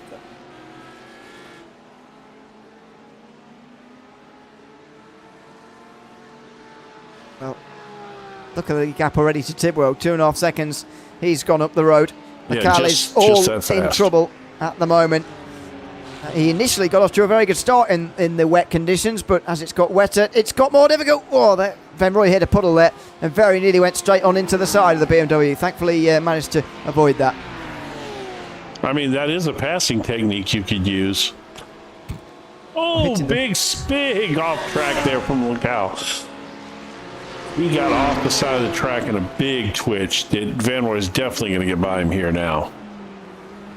Outside line though, Canada corner. Oh, that's a very tight gap, and he's all on the curb. He can't get it done there, Venroy. Lacal always runs very wide there as well, so I'd be very wary of going to the outside of Canada corner because Right. Lacal keeps running wide there. Man, that just goes to show you how tough it is to pass because Lacal had that big twitch. You know, Van Roy should have easily been able to get by him there, but, you know, he cut that inside off on him, and it's hard to get it done, especially running out on the curbing on the outside of Canada corner like that. Down towards turn 1 again. Horvatin might well be... Yeah, he might be fancying his chances to get past Venroy before Venroy gets past Lacal here. We'll see in which order these passes actually happen here, but... I mean, he's been quick here, Horvatin. Maybe less so in the wet than he was in the dry, but he's up 15 places, don't forget. He's made up loads of positions here, and he's showing himself to be very much holding his own in the wet here, so Venroy's got to keep an eye on that behind him. Maybe our theory was incorrect. Yeah, maybe. But, you know, and I think that what you said there is probably part of the reason that Van Roy is being a bit patient with trying to make this overtake, because if you hang yourself out there too far, then Horvatin's going to come by you, and then you got 2 cars to pass. Yeah. You know, because if you get out there and end up getting a big twitch or something, and Horvatin gets by you, then you're just stuck trying to get past 2 cars again. So I think that could be part of the reason that he's. Tidwell. Was that Tidwell? Oh, It's Tidwell. it's the Lamborghini of Tidwell, who spun through turn 7. Look at him. You can see him there trying to turn back round again. He's down to 10th. Oh, my goodness. There's Cheney in the background. He will at least keep his top 10 here, Tidwell, or will he? Here comes Cheney quite quickly, actually, down towards the left-hander. What an error for Brad Tidwell there. He was in such a great position, and he's dropped it from the podium place right down to 10th. Yeah, you can see the frustration on his face there. Let's take a look at that. See what happened to him there. Good there. You gonna catch that outside curbing? No, it twitched first, and then he. Oh, he's hit the wall too. Yeah. Straight on though, which is, you know, if you're gonna hit the wall, that's the best way to hit it. Oh, that's so frustrating for him, I'm sure. Wow. That is very, very frustrating. I mean, I hate Brad to say, Tidwell. I don't want to say I commentator cursed him there, but I mean, you know, the Lamborghini is just it's a handful anyway, and you know, for a tail-happy car in the rain, man, that's tough. Look at Horvatin here; he ain't playing. He is going to be boxed in though. Lacal's moved over, and now he moves back over again. He doesn't know where to go to defend this position. Venroy gets right out of it. Horvatin breaks late. He's gone too late. On the outside, he was going to try and take both of them in one go. He's broken far too late, and he's gone off the roads. He's back to 5th all over again. Oh, man. Oh, I got to see that whole sequence again. It might give Venroy the chance to get through on Lacal, by the way, on the way out of turn 3 just yet. The uncertainty that has brought might give Venroy the perfect opportunity. He's been waiting for this for some time, and now he might well have this chance. Here he comes on the way towards turn 5. Outside line, can he get it done? He's broken later. Has he broken too late? He's on the outside curb again, which is going to make it very difficult. Lacal somehow is still in 3rd place. He's doing a good job of, you know, defending and braking. And I mean, it's just he's doing a really good job there. Man, yeah, that killed Horvatin, though, didn't it? Golly. All right, let's see. I want to go back and see this whole sequence here if we can. So he gets to the outside of Venroy with a good exit out the final turn. Sort of side drafts him a bit. Then Lacal gives him his slipstream, so he gets even more speed. Then he's on the outside of Lacal and thinks he can have both, but he just brakes too late and he just can't get it turned in quite in time. He was actually closer to making the corner than it looks. Yeah, he was. But he didn't make it, and he's back down to 5th all over again. Yeah, that was a lot of work. Now he's got it, and now he's got 2.5 seconds or so to make up. But these two are battling. He's going to catch right back up to him again. Yeah. And this time he's got the inside Venroy, which might help him. He's broken early, but Nope. Lacal's broken too late. The championship leader off the road down at Canada Corner and into the wall. Oh, he The hit it championship hard. leader's in the wall at Canada Corner. Yep, he hit it hard there. Yeah, he's Wow. gonna. I think he's gonna keep dropping too. He might have some Oh, that's damage. bad damage. Yeah. That is bad damage. Let's take a look real quick at this. Well, not that one. Let's take a look at the steering wheel here. Whoa, Oh yeah, no, that he's is pretty bad. he's tore up. So Yep. he's going to have to come in to repair that, and then he's going to have to make a third stop later. Oh, Unless he he can is. fuel save No, from now that to the thing finish. is horribly tore up. Golly. Well, there you go. Passing him there, by the way, is Will Bailey, who's the new Pro-Am leader. Cole Modric has recently retired on this last lap as well, while that was all happening. What? The other retirements, by the way, that have happened, Mitchell Williams down the back of the field and Kevin Miller, both out of the race. But Cole Modric, just on the very last lap there, has retired from the Pro-Am lead. Let's see what happened to him. He was under pressure from Bailey anyway, so this was a Pro-Am lead battle developing. Sassy to head just up the road, make a pass. He was in the puddle and he hits the wall hard at the kink. It looks like he got on that curbing. That's Yeah, either the No, white line, the curb, or the no. puddle itself Yeah, on let's the see. outside there. All right. So he gets. It looks like he swings it out wide. Yeah, he got on. Yeah, right there on the edge of that curbing where the painted part is and the puddle, and that was it. Man alive! It's whoa! Look at the changes we've just had in just the last few minutes. Yeah, unbelievable. Van Roy's now on the podium. Tipwell down only to 8th because of those couple of incidents, means he's actually gained 2 places again. Lacal's used his fast repair here and he's back out again, and he will have taken 16 seconds of fuel as well. So he's either going to fuel save to try and get to the end here, Lacal, or he's going to have to make another pit stop, but so is everybody else. So either this is a legitimate 13th position and he's just got to try and gain some places from where he is now, or he's on a fuel saving mission to try and get himself back into the top 10. Are you at a point where you can estimate how many laps we're going to end up doing here? Uh-oh, Lovings just had an incident. I was just about to say Lovings was getting some speed here and he was catching Horvatin and everything. Lovings has had a big crash. It's got so dark I can't even see. Same exact spot right here. Turning my Watch. brightness up. Same Oh, exact wow. spot. Oh, my Ouch. gosh. Oh. Oh, and up and over as well. Thank Oh, goodness you know he what's escaped coming, quickly. folks. You know what's coming Oh. here. Let me just Well avoided by Sazi Zuhair as well. let me just say that for those of you who are a little squeamish, cover your eyes. Hide your children, hide your wife. That's right, exactly. There's the curb. Oh, And goodness me. What a view. yeah, and you know what? He turned his camera on late. I would have given anything to have seen that on but the camera doesn't back up. I'm pretty sure. I'm No, sure. I don't think so. No, I don't think so either. Let me just double. No, it does not. Okay. Yeah, because I would have pretty much given anything to see that flip on his motion rig. Scary.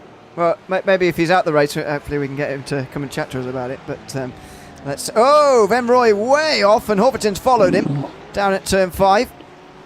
Just because we've got only a couple of battles left doesn't mean there's going to be a lack of action here. I've got the sense. Oh no. Well, yeah, no.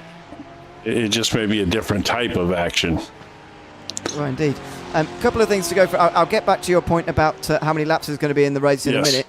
Sure you will. I do When you get to 60 minutes in the calculation, it's easy. That makes it a bit easier. I was going to rewind to 45 and work out from there, but you might be right. It might be. Well, the thing is, because it was dry earlier, it's almost impossible. That is true. That is true. I'll give it a go in a minute. Couple of things in. I haven't even spoken about the people in the chat yet because it's been so busy in this race. But good morning or afternoon or whatever to everyone watching. Jonathan Williams says he wish he could have made this one because it has been a good one so far here at Road America, that's for sure. And Mitchell Williams has just given us a note about his retirement. He says that he got damaged and spun out, so he decided to quit and not be an issue for anybody. He was 13 seconds behind anybody else, so decided to give it up from there. Meantime, Damien Horverton down the inside of David Van Rooyen, and he's now on the podium from dead last. Yeah, that's, I mean, well, apparently we were way wrong about his comfort level in the rain, huh? Yep, yeah. I just presumed because he didn't bother doing any practice or qualifying in the rain in the session earlier that he didn't fancy it. Let's see what he did here. He comes from ages. He comes from so far back. Look at this. And he does it at David Van Rooyen's favorite passing spot too. Wow, that was very impressive. That was nice. Through he goes. I don't know if Jeremy. I don't know if Van Rooyen was a little conservative there or something. Oh, sure did. Maybe. Let's see what happened to Cheney. And Bradley Lovings did get back out, by the way. He's returned to the racetrack after his big crash, so that's good to see. But Jeremy Cheney is at, it's the Kink again, isn't it? Same spot. Same exact spot. Goodness me. I mean, you just cannot go anywhere near that curb. Yeah, like I said, I think it's like you said, there's a puddle, I think, that sits right at the edge, right on that painted area. And when they get out there, it just launches them, man. Quentin Price is into the pit lane at a slightly strange time. He was second in the Pro-Am, so he's not damaged from what I can see there. So this looks like a scheduled pit stop. Let's hope he's not run out of fuel. I wouldn't expect people to be running out of fuel after half an hour in the wet. But no. There you are. No, it doesn't. I'd expect these final stops, by the way, to be happening sort of after 1 hour and 5, yes. To be honest. Yeah, it seems like he may be a bit early here. I mean, he can make it to the end from here, so maybe that's his motivation for coming in at this point. He can do 35 minutes on a tank of fuel in the wet, especially, but doesn't decide to change tyres there because obviously you have to do it at a separate time to fuel. It's just not worth it. No, and maybe his thought process is there that that he likes the way the car handles with a full tank of fuel, as opposed to, running it down empty and getting it really light.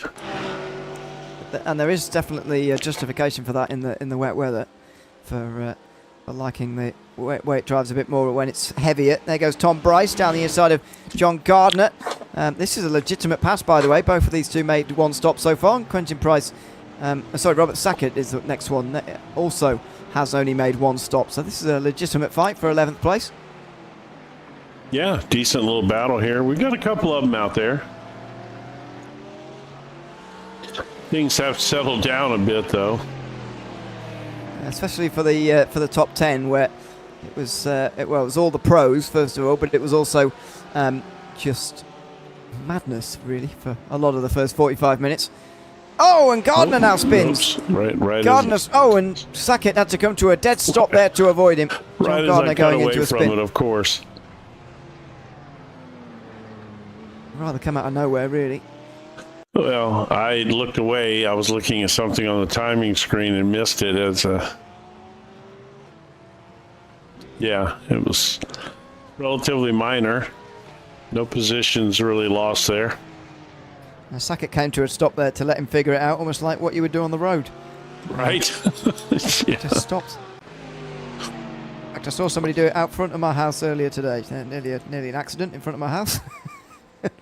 Anyway, look where you're going when you're pulling out your driveway is all I can say. Anyway, here comes Quentin Price through. Obviously, heavier fuel load and has a clear run to the end now. Does Price can definitely make it to the end. And passes John Gardner there very easily for 13th position now. Yeah, this is where I was going earlier, was up here to this Keith Ollinger. And as we see... Kiko Lacal working his way back up to the field a little bit.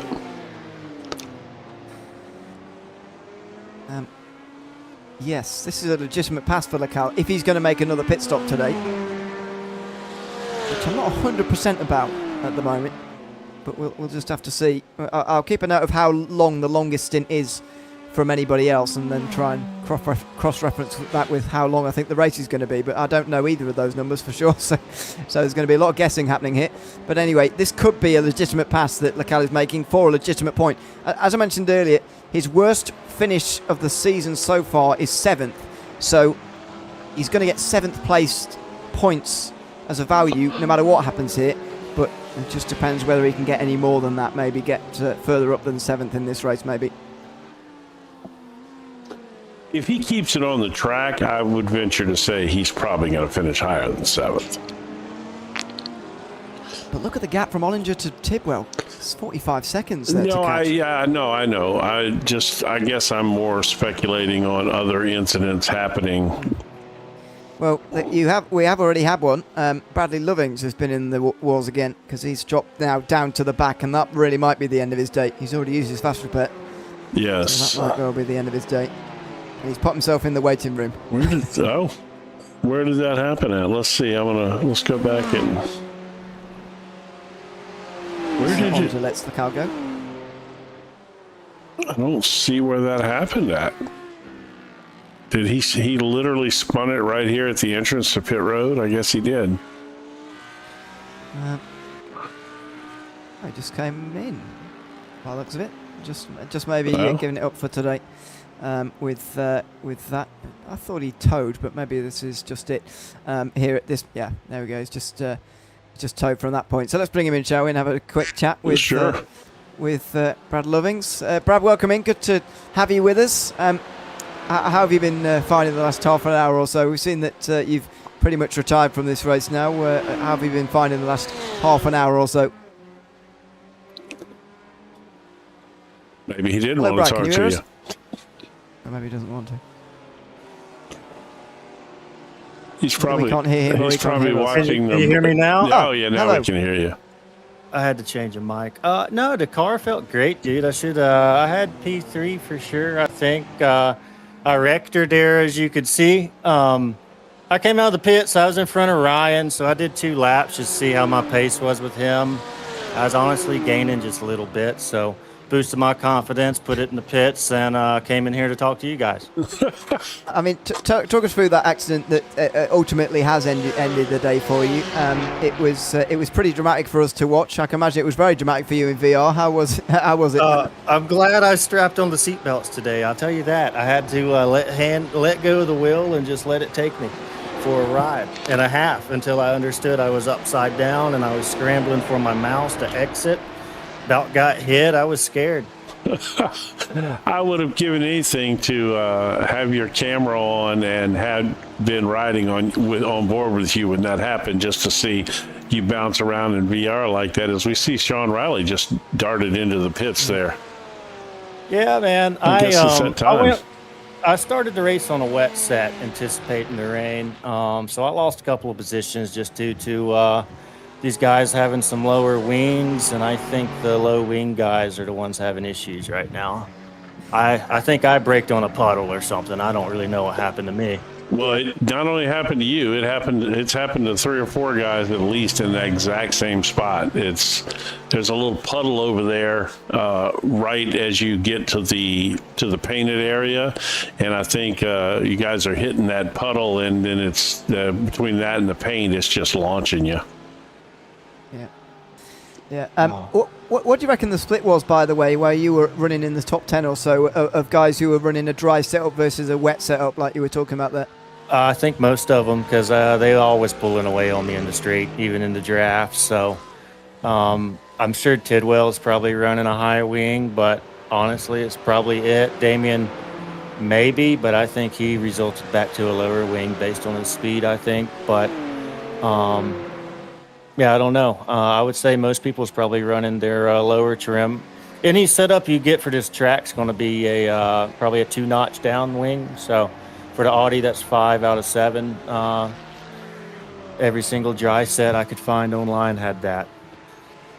I mean, what kind of a difference do you think that's making versus the actual driver's comfortability in the rain at Road America? Is it all down to these setups, or is it mostly the drivers who are making the difference, would you say, because it's wet?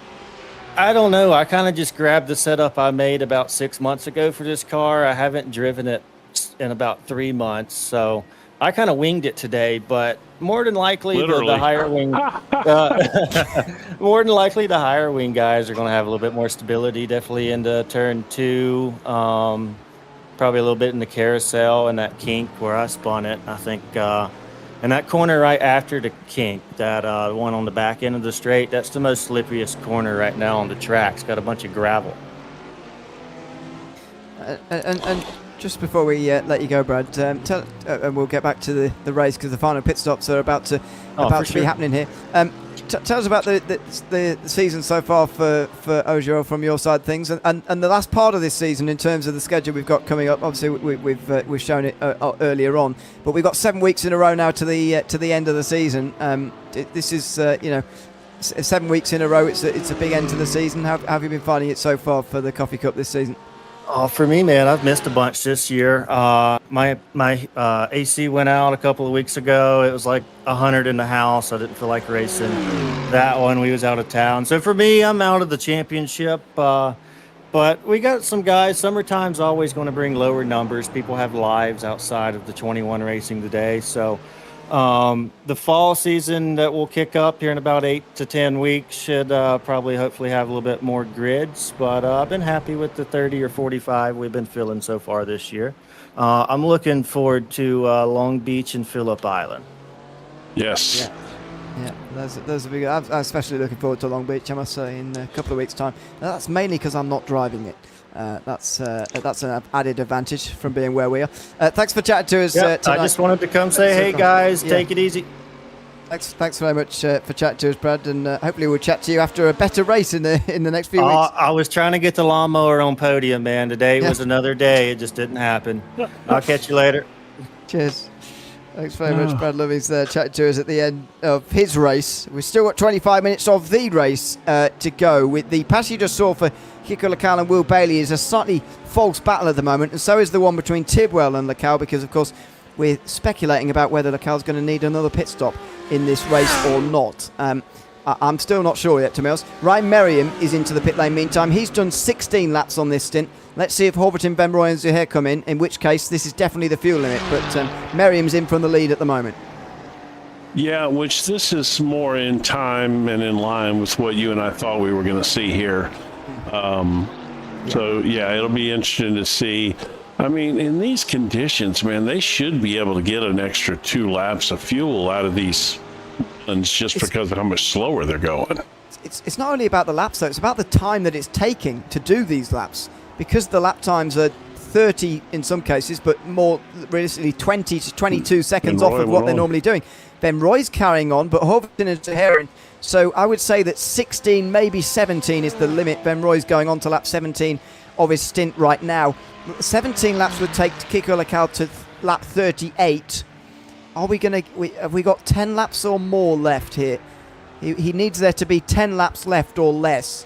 Well, and there might be. 10 laps would be 20...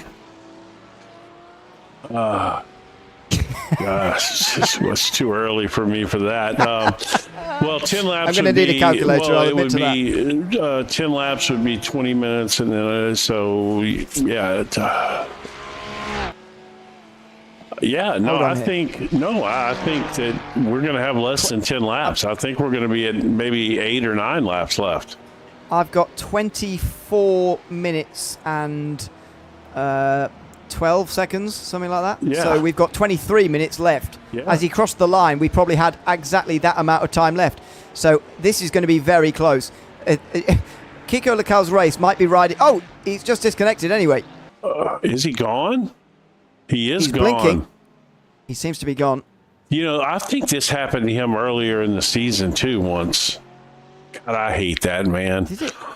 Are you sure it was this season? He's not. As I say, he's not finished lower than 7th yet. Oh no, I guess not. But maybe before. But yeah, he hasn't finished lower than 7th. Yep.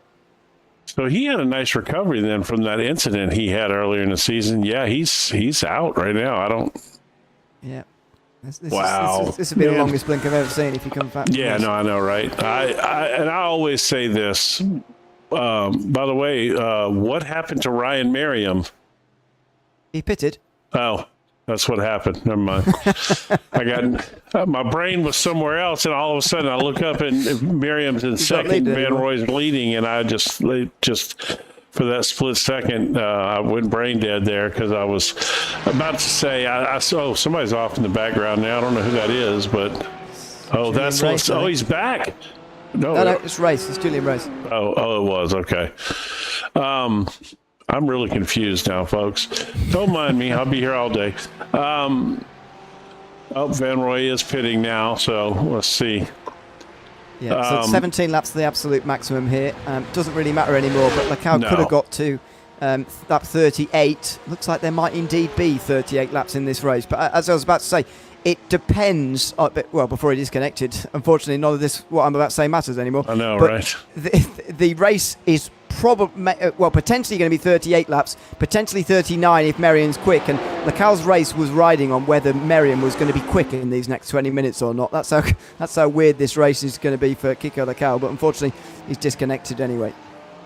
Well, and again, that's assuming that he wasn't saving fuel to try to get to the end. So, or saving an additional amount of fuel. But, yeah, again, like I was going to say, I don't care if somebody wipes you out in the stupidest move in the world on track.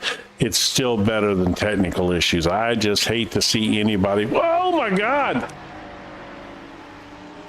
Oh, Corverton and Van Roy are closer than expected. Coming out of the pit lane. But Horvath looks like he's up to a legitimate second position here. What a great drive through the field. Yeah, it's really putting our speculation to shame there. We were so off on that. I mean, Sean Riley was in second earlier, but he has had a 24-second pit stop compared to everybody else. I mean, Ben Royce, for example, was only 15 seconds. Yeah, he's lost loads of time. Riley overfueled grossly there. Had to be. Yeah.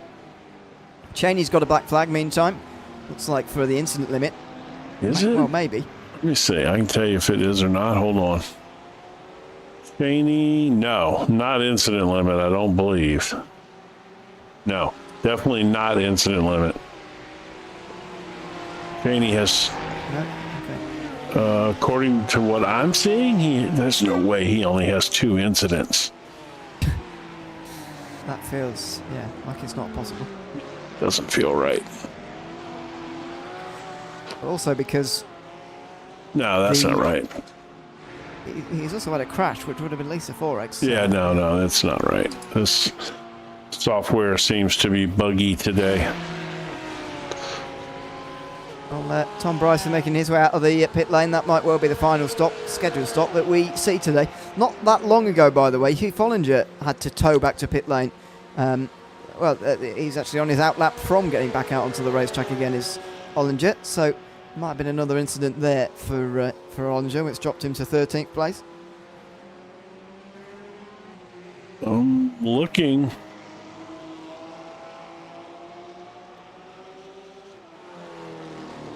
I don't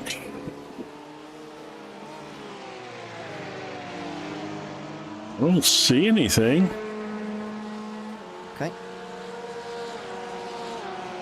That's strange. That is weird. He definitely pitted, and I'm pretty sure towed. His stop was 2 minutes long. So that's unusual. Yes. So Cheney's got to serve this black flag here pretty soon. Yeah, will do. And Roy and Horvath might be, and Bailey's got one now as well. He's the Pro-Am leader. That might well change the class lead there for Will Bailey. Oh, it sure might, huh?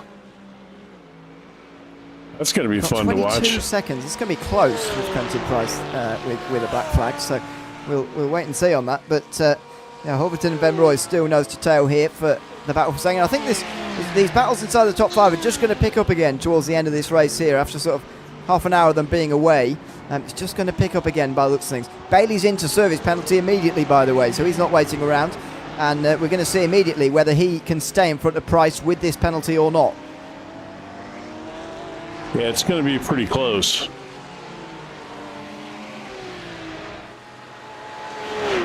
Does not look like it. Price is going to get through here with quite a few seconds to spare.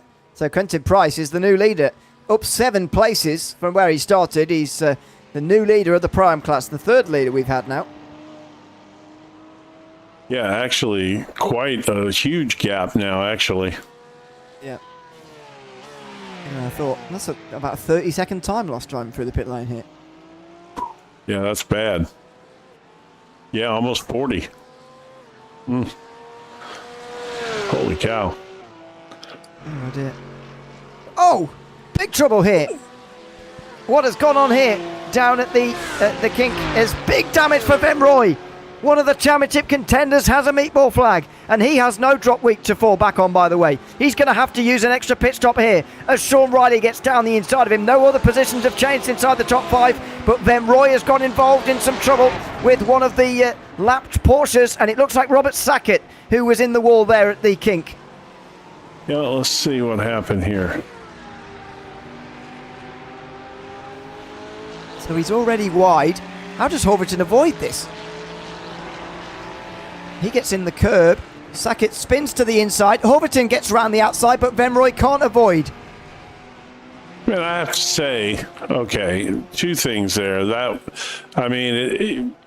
was very unlucky for Vemroy that he got involved in that at all. But it was even more unlucky that he got a meatball out of that, because he didn't hit the wall that hard. No. Yeah, that's quite unfortunate for him, but golly, man, I feel and that was turning into a nice battle too. Yeah. Well, we are still going to get one as Zuhair catches up to Horverton, and Riley is catching up to them both. But yeah, that is a real shame with Vemroy having to come down pit lane. He's going to drop to 6th place. How much further does he drop? He's still not. Now he's into his box. Let's hope he's got his fast repair ticked. This stops, though, taking a while. He's not taking his fast repair. Or he didn't have one left. No, he didn't need to use one at any other point in the race, though. So he's... I mean, wow, this is can't very damaging in the championship now. No matter what circumstance you were under, you would use it here. So my guess is he must have accidentally used it earlier in the race somehow. Yeah, I mean, it absolutely can happen where you accidentally use it. I can't even begin to tell you the amount of times I've done that. Yeah. Either that or forget to uncheck the tires and change tires when you don't mean to. Yeah. Yeah, we've all been there. To be honest with you, it should default the other way. You should have to turn it on to use it, you know? Yeah, I think you can set it up that way. If you go into the INI files, you can do something to change that. But we're getting there pitting. Oh, you got Cheney's now in. Oh, Riley very nearly steamed into the side of Gardner there. He just about got it stopped in time, though, and he's on a mission here, Riley, to get back into 2nd place. Well, I'm not going to say that's impossible. I mean, we still got, 14 minutes left, and anything can happen here, and they're all right there together, really. And there's Perno Haddock staying out the way, I think. Or it's Hayesbourne, I don't know. One of the 2 Corvettes who are still on the racetrack at the moment. Well, the attrition is starting to bite here now. Got the big girl on the side giving us the finger. Oh, nice. Okay. Yeah, well, it's adult entertainment here. This broadcast. Yeah, well. Probably better than the one Friday night. That one went off the rails as bad as one's ever went off the rails. Look at this move here. Here he comes. He is flying, man. He is. He's got 13 minutes to spare as well to get past Horverton. So this is time on his side for Sean Riley. And Saz's ahead. Looks like he's just letting him go here. Well, up into the braking zone. He's still there. And now Riley's through on the outside. He's made good speed on the outside of the corner there, and he's moved into the podium positions again here. So he's up to 3rd in front of Sazzy Zahir, who's now back off the podium. What we haven't talked about is we haven't seen much rain lately. You know, it seems like it's kind of stopped raining. So this could get really interesting with these wet tires and trying to seek out wet spots to keep the tires cool to finish this race. I mean, sun's out clearly now. So you're going to, that racing line, oh. He's left the engine running. Oh, yeah, he blew up. He's blown the engine off. Oh, Zuhair's off the road from fourth. Gone wide out the carousel. He spun out the carousel. And that is the end of his podium charge there for Sajid Zuhair. So yeah, now the question is we're gonna put a clock on this a little bit. It's hard to. I wish I could set this to where I didn't have to stay on these cars to watch this battle. At the bottom down here, not that battle. That's probably not going to materialize into too much of a battle there. Catching 109 laps, 189 laps, No, that he'll says. get him. I mean, it's just going to take a couple 24-hour races, and we're in good shape. We'd need No, not that. what's that, 8 hours? We'd need 8 hours. Anyway. Why is it? Why did it's doing weird things? I don't know what's happening right now. There we go. Catching 2 laps, so it says. I can believe that at the moment. And that would give him about 5 laps to actually make the pass. Yeah, Sorry, this not 5 laps, 5 minutes. This is going to get fun right here, I think.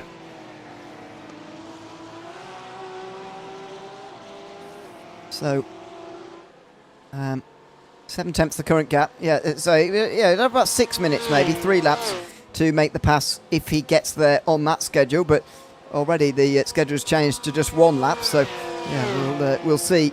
It's so close now that Riley's sort of in the fight already, really, with Horvath here. I mean, look at the last 3 laps. Yeah. He made up 2 seconds, 1 second, and now a half second. So in the last 3 laps, he's made up almost 4 seconds. By the way, we've had a message in from Kiko Lakala in the YouTube chat that says he's going to be stopping this season after this race, sadly. So he says good luck to everybody for the rest of the championship, but hopefully he changes his mind in the coming weeks. I hope to see him back, hope he does. But yeah, it seems that he's signing off from the championship from here, and that, by the way, would make it a remarkable day for the championship in the pros, because obviously he's retired from this race. David Van Rooij has been in the pit lane for ages. Doesn't look like he's going to get back out, and Brad Tidwell's had that spin earlier, which has dropped him much further down than where he should be. So all 3 of them have had trouble in the end. He's back up to 5th place. And he's recovered the best out of the 3, but they've all had trouble at some point in the day. All right, let me see here. I hate that for Kiko, though. Yeah, hopefully he changes his mind in the week and decides to come back again next Sunday when we race at Mosport. But yeah, that would be a shame.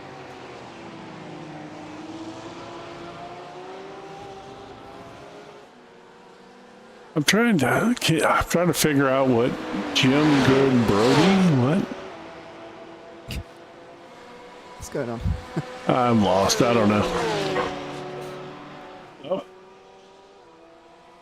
It's just starting to heat up here.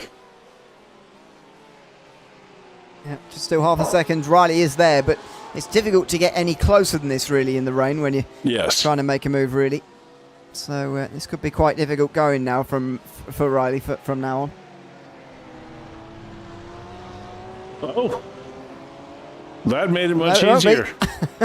No, it won't. Overton makes a mistake, and that's the end of that. So he's lost his 2nd place. He'll still be pleased with 3rd, I suspect, but he has lost his 2nd place there. Yeah, let's take a look because we had a tight camera angle there. It's so dark. Oh, I just broke too late. Yeah, and he looks like his front tires might have locked a little bit there, which, can happen as your fuel load lightens. If you don't adjust that brake bias a little bit, that can happen to you, especially in a Porsche, because you don't have any weight on the front tires, Yeah. You do definitely have to keep an eye on the brake balance a lot more in the wet as it's going on. I mean, yes. Again, reference that race did yesterday where the rain was slowly evolving, but it was the Mustangs. It was a Mustang at the front, I should say, that was still on dries, but kept having to bring the brake bias further forward in the Mustang because it kept spinning out on the rear into turn 5 as it was getting wetter as it went on. So you got to watch the brake bias a lot in the wet weather. This battle's going to go away. It looks like Sean Riley has rescued that second place, but Will Bailey is recovering from that penalty to catch Quentin Price for the Pro-Am lead here. Look at them coming down the back straight here. They're still on the lead lap just about, which means even though they're nearly 2 minutes off the race lead of Ryan Merriam as he crosses the line to start what will be 3 laps to go, these guys are still on 3 laps to go at the line for them, and they've barely started this lap because they're still on the lead lap. This race for them is going to be about an hour and 34 minutes because of where the leader is and where they are in comparison to the leader. Yeah, and I think we are going to get us a battle here too. This is maybe this one will materialize and hold up for us. Look at the gains that he's been making there since that penalty. 1.3, 2.0, 1.9, averaging out at 1.6 a lap. Look at how this track has dried up, though. There's hardly any spray left, really. I mean, relatively speaking, you know. Yeah, the times have definitely come down. We were in the 28s pretty consistently earlier. Merriam did a 23.9 last time round, so it is a bit much quicker. This is more like the sort of conditions in qualifying, which were much drier than what we've seen for much of this race. Yes.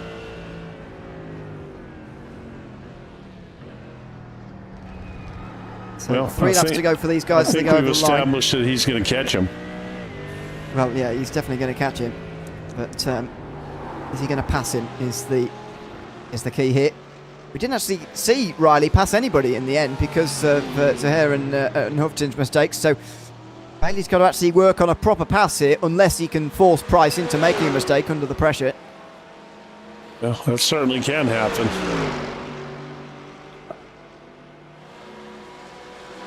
Less than 5 minutes to go. Merriam not far behind them, but he won't lap them in time unless there's an extraordinary battle between these two. He's only just coming through the final turn now. Price will be hoping that they are lapped, though, because it would lessen this race for them by 1 lap, yes, which he would very much like. Merriam's hitting 2 laps to go as he crosses the line now.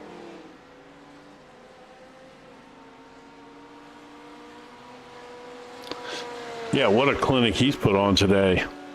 Yeah. Especially ever since it's rained. Maybe he's on a wet setup as well, because he was initially distanced by Sean Riley. Yeah, that's a valid point. We never really talked about that aspect. We speculated maybe he was saving fuel or something, but yeah, he probably was on a wet setup. And well, looks like barring something just some absolute catastrophe, it looks like we'll probably get to ask him that question. Yeah, indeed. We do know him as one of the best, if not the best driver in this field in any case. As Huffington catches back up to Riley. Yeah. Bailey's getting close to Price as well. Oh, there's contact! And they're going to hit each other again here! Oh my goodness! Contact between the Pro-Am leaders, fighting for the lead with only 3 laps to go. I have to say, what a good job he did to not absolutely just completely wipe Quentin Price off the track. Oh, and he's gone the wrong way, Price! He's gone the wrong side of the lap car! That's unbelievable! Will Bailey's got through now because of a mistake in traffic by Quentin Price. He's now got the better run as Bailey gets stuck behind that Corvette, but he's got to try and get through now at Canada Corner because otherwise it's done. Bailey's quicker than him in normal open play, so he's got to try and get back past him, and he can't do it. Bailey is through because of a mistake in lap traffic by Quentin Price. Look at this, they're going so slowly. They're trying to stay out of his way. He's trying to get past them. Price's indecision. Look, he didn't go either side. Yeah, he just didn't make a decision at all. No, it wasn't as much he chose the wrong side. He just didn't choose any side fast enough. He just wouldn't commit to a decision there, and it cost him the spot. And very well, like you said, it may be impossible for him to get that spot back. I think, yeah, it depends whether he's quick enough to get actually get past and make an overtake. Yeah, I'm not sure, but I thought the same about Horvatin when he got passed by Riley, and he's now only about 7 tenths behind, so who knows? As Merriam sees the white flag, by the way, 1 up to go for him. Yeah, that was, I mean, that's a classic, indecision kind of situation. You don't want to screw your race up and make a mistake there, and ultimately that indecision killed him. It did. And again, that's not a criticism by any means, because it's hard to know to predict what somebody's going to do in that spot. I mean. Yeah, and you could say the lap cars were going exceptionally slowly on the racing line there as well. It seemed like it, yeah, definitely. But you do have to get round them if you're on the lead lap, as these guys are. As these guys see the white flag now, Riley and Horvatin. Horvatin got very close to Canada corner last time round, by the way, but he couldn't make the move.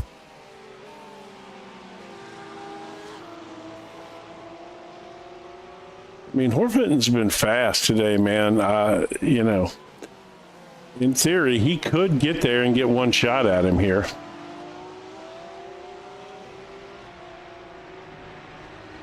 Yeah, I think that's all he's going to get. It's just the one chance, I'd imagine, but is it going to arrive at all? Is he going to be able to take that chance, if indeed there is one here for Horvatin? Down towards turn 5, there's no chance this time round.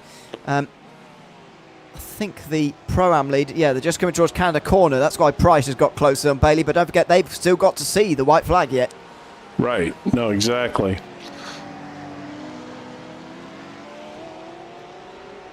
Yeah, I don't know. I don't think he's gonna get close enough to him to make a battle out of this yet. Meantime, Ryan Merriam is coming around the penultimate corner to take another race victory. He's only been at 3 of the first 6 races in the OGRL Coffee Cup this season, but he has won each and every one of them. He was winner in the opening round at the Miami Street Circuit, winner at the 3rd round at the St. Petersburg Street Circuit. He's run on a regular road course here this time round.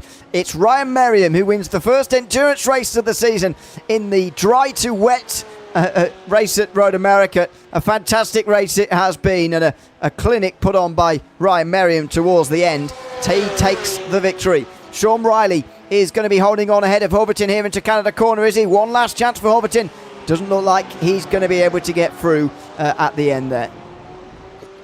No, it does not, unless there's some kind of little error here. But he's certainly putting the pressure on him to try to create an error. Indeed. Looks to the inside, final turn. Riley covers him off. Now, is there an exit here for Horvatin? He's got a decent run. Is there a long enough run to the start-finish line for him to get past? I'm not so sure. Sean Riley looks like he is going to hold on to second place here in front of Horvatin, who, don't forget, started in 21st position. So I think he can still be very pleased with his day's work. Not too far behind them, Julian Race is going to come across the line to win in the AM class by the end. His gap over 40 seconds, by the way. He finishes 10th overall as well as an AM driver, so that's a very impressive drive. And it's not a first. He actually managed to top 10 in the last round, but he's done it again here at Road America. Now then, what's going to happen in the Pro-Ams? Price looks like he's too far away from Will Bailey here. Yeah, just did not quite get back to him. Oh! Bit of an error, but Price follows him. He's still got the better run, though, as he comes down towards Canada corner. Is he going to leave it all on the table and make a lunge here at the very final chance? He breaks late. He makes contact. He goes off into Canada corner. And Will Bailey is going to hang on for the win here. Price gave that everything. Yeah, he did. Oh, my goodness. Yeah, he did get a good run, though. I mean, Bailey gave him the opportunity. Oh, man. I wonder what Will Bailey's heart rate is right now after that little episode. Goodness me. Good run, though, for Will Bailey today. Yep, fantastic run. 6th place overall as well. Recovering, don't forget, from that penalty, which is what makes that Pro-Am win so dramatic for him. Yes, he had a penalty not that long ago and was able to come back and take the race win there. Let's see here. Well, That's his. Well, let's see if there's a replay to watch first before we go to the results. He had to do this, Price. He had to throw everything at it. If there was 5 laps to go, he wouldn't have done this. But he moves to the outside, brakes as late as humanly possible. He does make a bit of contact with Bailey, but I don't think he was going to make the corner honestly, anyway. To be honest, he might have made the corner there, though, if there wasn't contact. I don't know. I don't think he'd have got the place, though. I think it was too wide. Either way, really. It was entertaining. It gave us a little bit of excitement there right at the end, which was nice. All right, let's take a look at these results here. Get all this stuff off our screen. Yep, it was an entertaining race at Road America here today, a 90-minute endurance race for the first time I tell you what, season. for an endurance race, that raced like a sprint race. It really did. It did, yeah. Julian Race takes the victory in the AMS in front of John Gardner, the only other one on the lead lap. Robert Sackett was 1 lap down in the end, despite leading for a little while on that one. Hayes Byrne was 3 laps down, and Mitchell Williams was the only retirement from the AM class here today. In the Pro-Ams, Will Bailey took the victory in the end with that dramatic last lap battle with Quentin Price. Tom Bryce joins him on the podium with Heath Ollinger also on the lead lap. Pernod Hannock got to the end there in the end, limping home. Cole Modric was leading for a while and retired. Kevin Miller also retired from that race. Cole Modric with the what could have been situation, huh? Yeah, very much so. Ryan Merriam takes the victory overall, 46 seconds in the end, ahead of Sean Riley, who got past Damian Horverton towards the end there. Sazzy Zuhair finishes 4th, ahead of Brad Tidwell, who does the best out of the championship contenders there and maybe puts himself in a decent position going forward with a top 5 there. He continues his top 5s, by the way, continuing this season. Jeremy Cheney, 6th place in front of David Van Roy, who did get back out, by the way, after 4 laps of repairs. Kiko Lacal unfortunately disconnected and may not return this season. We'll wait and see. And Brad Lovings retired after his flip through the kink as well. Let's first of all chat to a class winner, shall we? None of the others are there yet, but Julian Race is the AM winner today, so let's chat to him first. Julian, welcome in. Congratulations on winning in the AM class here today at Road America. You gained 5 places to get a top 10 overall, the second time you've done that this season. Just tell us about that race there and how pleased you are to take the AM win today. Oh, man, I'm extremely pleased. First off, that incident on the second lap, that was completely my fault. I thought I had a little more space to operate down at the bottom of the corner there. But then it was just keeping it together, man. These conditions were treacherous today, right? To have to go from when you had to pit the first time, it was right on time. So I took wet tires. And the second time around, I was like, you know what, I'll take one more set of wets just in case. And it just worked out perfectly for me. Well, just what kind of a difference did those wets make? We don't often talk about tyre wear when it's raining, really, because it doesn't seem like as visually as much of a factor as when we see when we're watching dry racing. But tell us what it's like in the car there when your wet tyres are fading away and what a difference it made to have new ones there towards the end. So I'm happy I took them on the second stop because I was on the fence. I was like, man, should I take them? But when I took the second set, almost immediately towards the end, they were just falling away because they were just so overheated because the track started changing towards the end. But by that point, it didn't make sense to waste more time to do another stop to get some slicks on. And there were still some areas on the track that were wet. But yeah, it was definitely interesting today. I'll say that. Yeah, well, it certainly was. Congratulations on taking the AM win today, Julian. Thanks for chatting to us at the end of the race as well. Thank you, brother. Appreciate you guys. Have a good one. Thanks very much. That is Julian Race takes his second race victory of the season. Second top 10 overall of the season, by the way. Moving in potentially up to 4th in the AM Championship. Obviously, we'll update you on the points at the start of next week. Ryan Merriam has taken the overall win and joins us now as well. Ryan, welcome in. Congratulations on taking the victory today in Road America. I mean, first, let's start off with the first part of this race. You were on the pole, but then run down by Sean Riley and overtaken, which we don't see too often happen to you. What would you say was going on the first 25 minutes down there? Was it a setup thing, you think, or were you fuel saving? What was going on? Hey guys, yeah, John and I were actually just discussing that. I went with my wet setup from the beginning and just changed a few things. I obviously had dry tires on it. But I was running max wing and the car was super understeery, so it was hard to get the car turned on some of those fast corners. I could barely make the kink without lifting. And I think I just heard Sean say he could confirm with you, but I'm pretty sure he had more of a dry setup from the beginning. So I I was banking on it raining sooner rather than later, and I think that happened in my favor. So I just knew I had to get to the water, and then I should be all right. Like a seal. Yeah, and in terms of when the rain actually arrived, talk us through the decision making at that point. I thought, well, I didn't know how intense the rain was going to be, but oftentimes I see people coming in too early for wet tyres in the rain. So I'm always, telling people to stay out for quite a long time. But it was only raining for a couple of laps when you decided to come in. However, you stayed out one lap longer than some of the others. I mean, what was the decision process like in those couple of laps there? Yeah, it's always a tough call, especially on the bigger tracks, kind of like this. Half the track ends up getting too wet for the slicks, while the other half is way too dry for the wets. So that was kind of the case. The last couple sectors of the track, like starting at the Kink and Canada Corner, and the whole really last sector was really getting slick. I was basically not being able to turn the car on the lap. I was starting to feel it, the lap. I think the second lap in the rain, and then Sean did too. I noticed his pace really dropped, and we actually almost had a moment where he was trying to pit, and I was alongside of him, and luckily that was all right. But yeah, I figured I could make it one more because most of the track was dry, but that last sector was really hairy, so I knew right then and there to come in, and hopefully by the time the tires actually got the temp, it would be good. So I think that was the right call. I'm sure Jeremy Chaney would agree with you. I try to tell him. We're in the chat together. He's my buddy, and he gambled.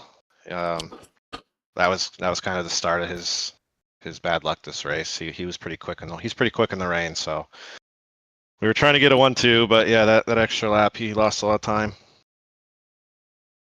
Yeah. Well, congrats on making that call right, obviously, and taking home what in the end is going to look like a very comfortable victory. Thanks for chatting to us tonight, Ryan, and congratulations again. Thanks, guys. Appreciate it. See you next time. Yes.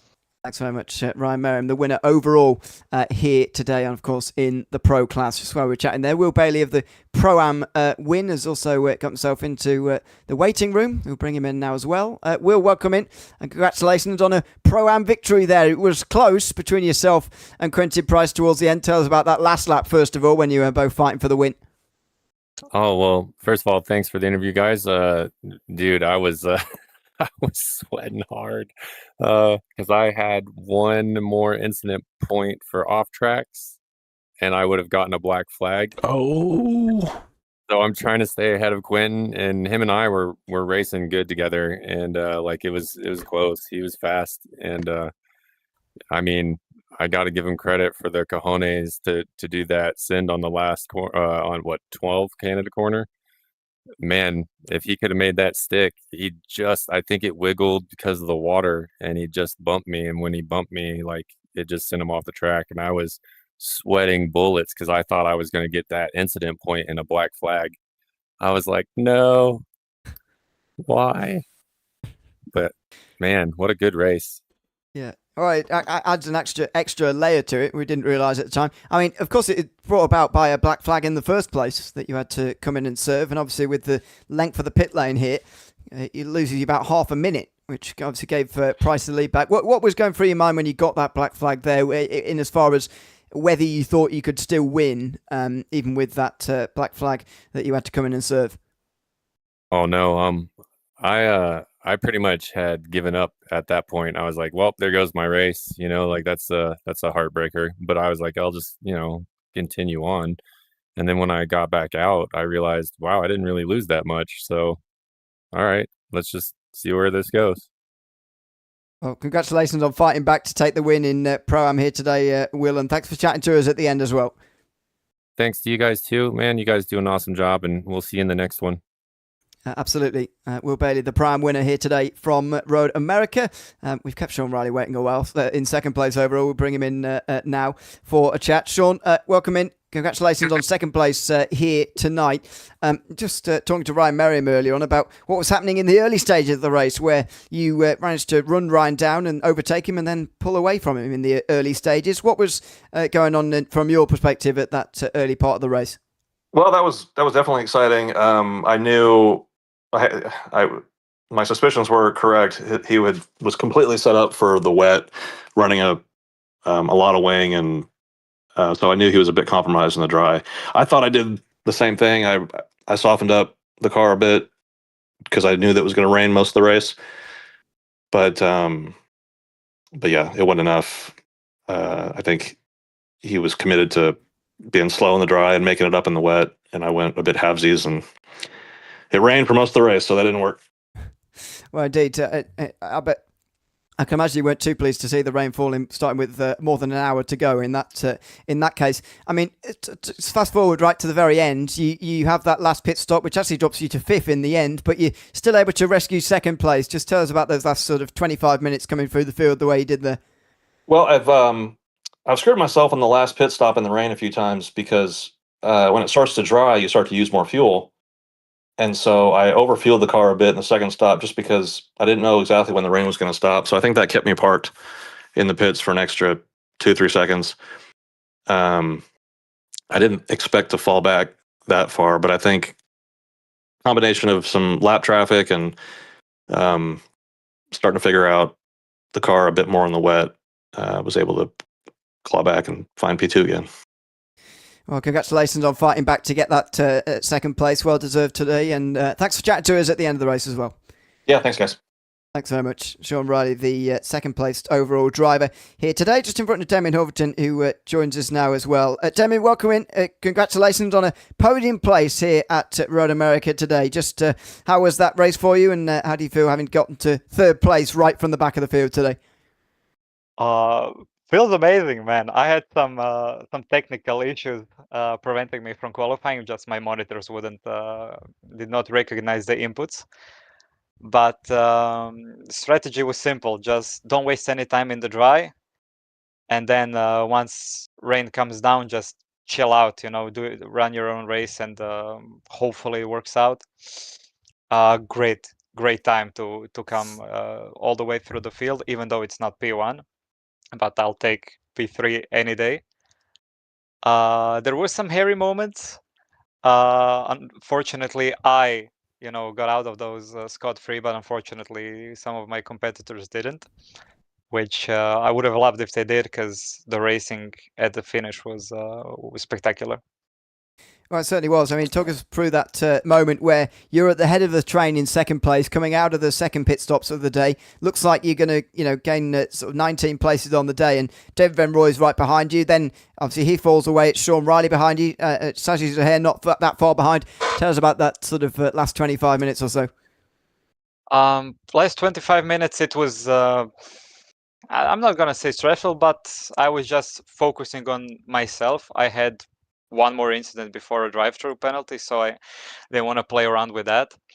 Of course, Riley and David were outpacing me today. It was no doubt that they were quicker. But as long as I could keep my pace, keep my line, it's very difficult, especially with the insane amounts of spray, for them to go around me. But in the end, yeah, Riley was in my mirrors.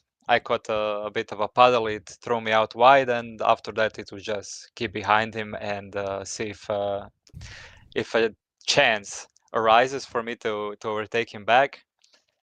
There was 2 laps to go, maybe something, but he shut off those lines pretty well, and he got a P2, and congrats to him. Congratulations to you for taking home the podium right from the back of the field here today, Demin, and thanks for coming to chat to us at the end of the race as well. Thank you very much. Always nice to talk to you too. Thanks very much, Damon Hoverton, 3rd place overall here today at Road America. And I think the biggest takeaway for me, Jim, about those interviews is just what big of a factor the incident points were in comparison to what we really thought. Obviously, we're focusing on the wet weather, and that's a bigger factor. But another big factor was the incident points here. The points in this series are split from car contacts to off tracks, so they're different in that way from a lot of other series. But nevertheless, lots of guys were getting much closer than we realised, I think. Yes, and that was something that we weren't necessarily paying attention to. And yeah, I mean, it definitely affects the way you drive. I mean, when you're 1 point away from a black flag, you really have to keep it clean. Yeah, absolutely. And I mean, Will Bailey in that scenario there, who was fighting for the lead I while know also that being was- in that situation. Goodness me, that would have been very, very stressful indeed. But what a race it was here at Road America.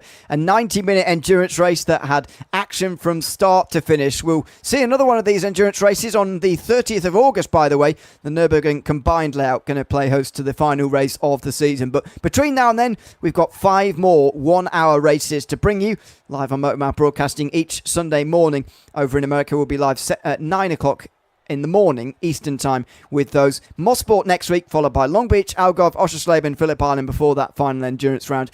All live here through the next Sundays, 7 in a row we have to end the Coffee Cup season. Big thanks to everyone who's been tuned in here tonight to an extraordinary race here at Road America. I hope you've enjoyed it as much as we have. I've been Neil O'Leary alongside Jim Cunningham. We'll be back next week from Mosport for the 7th round of this championship and the beginning of the second half of the season. Until then, it's goodbye for now.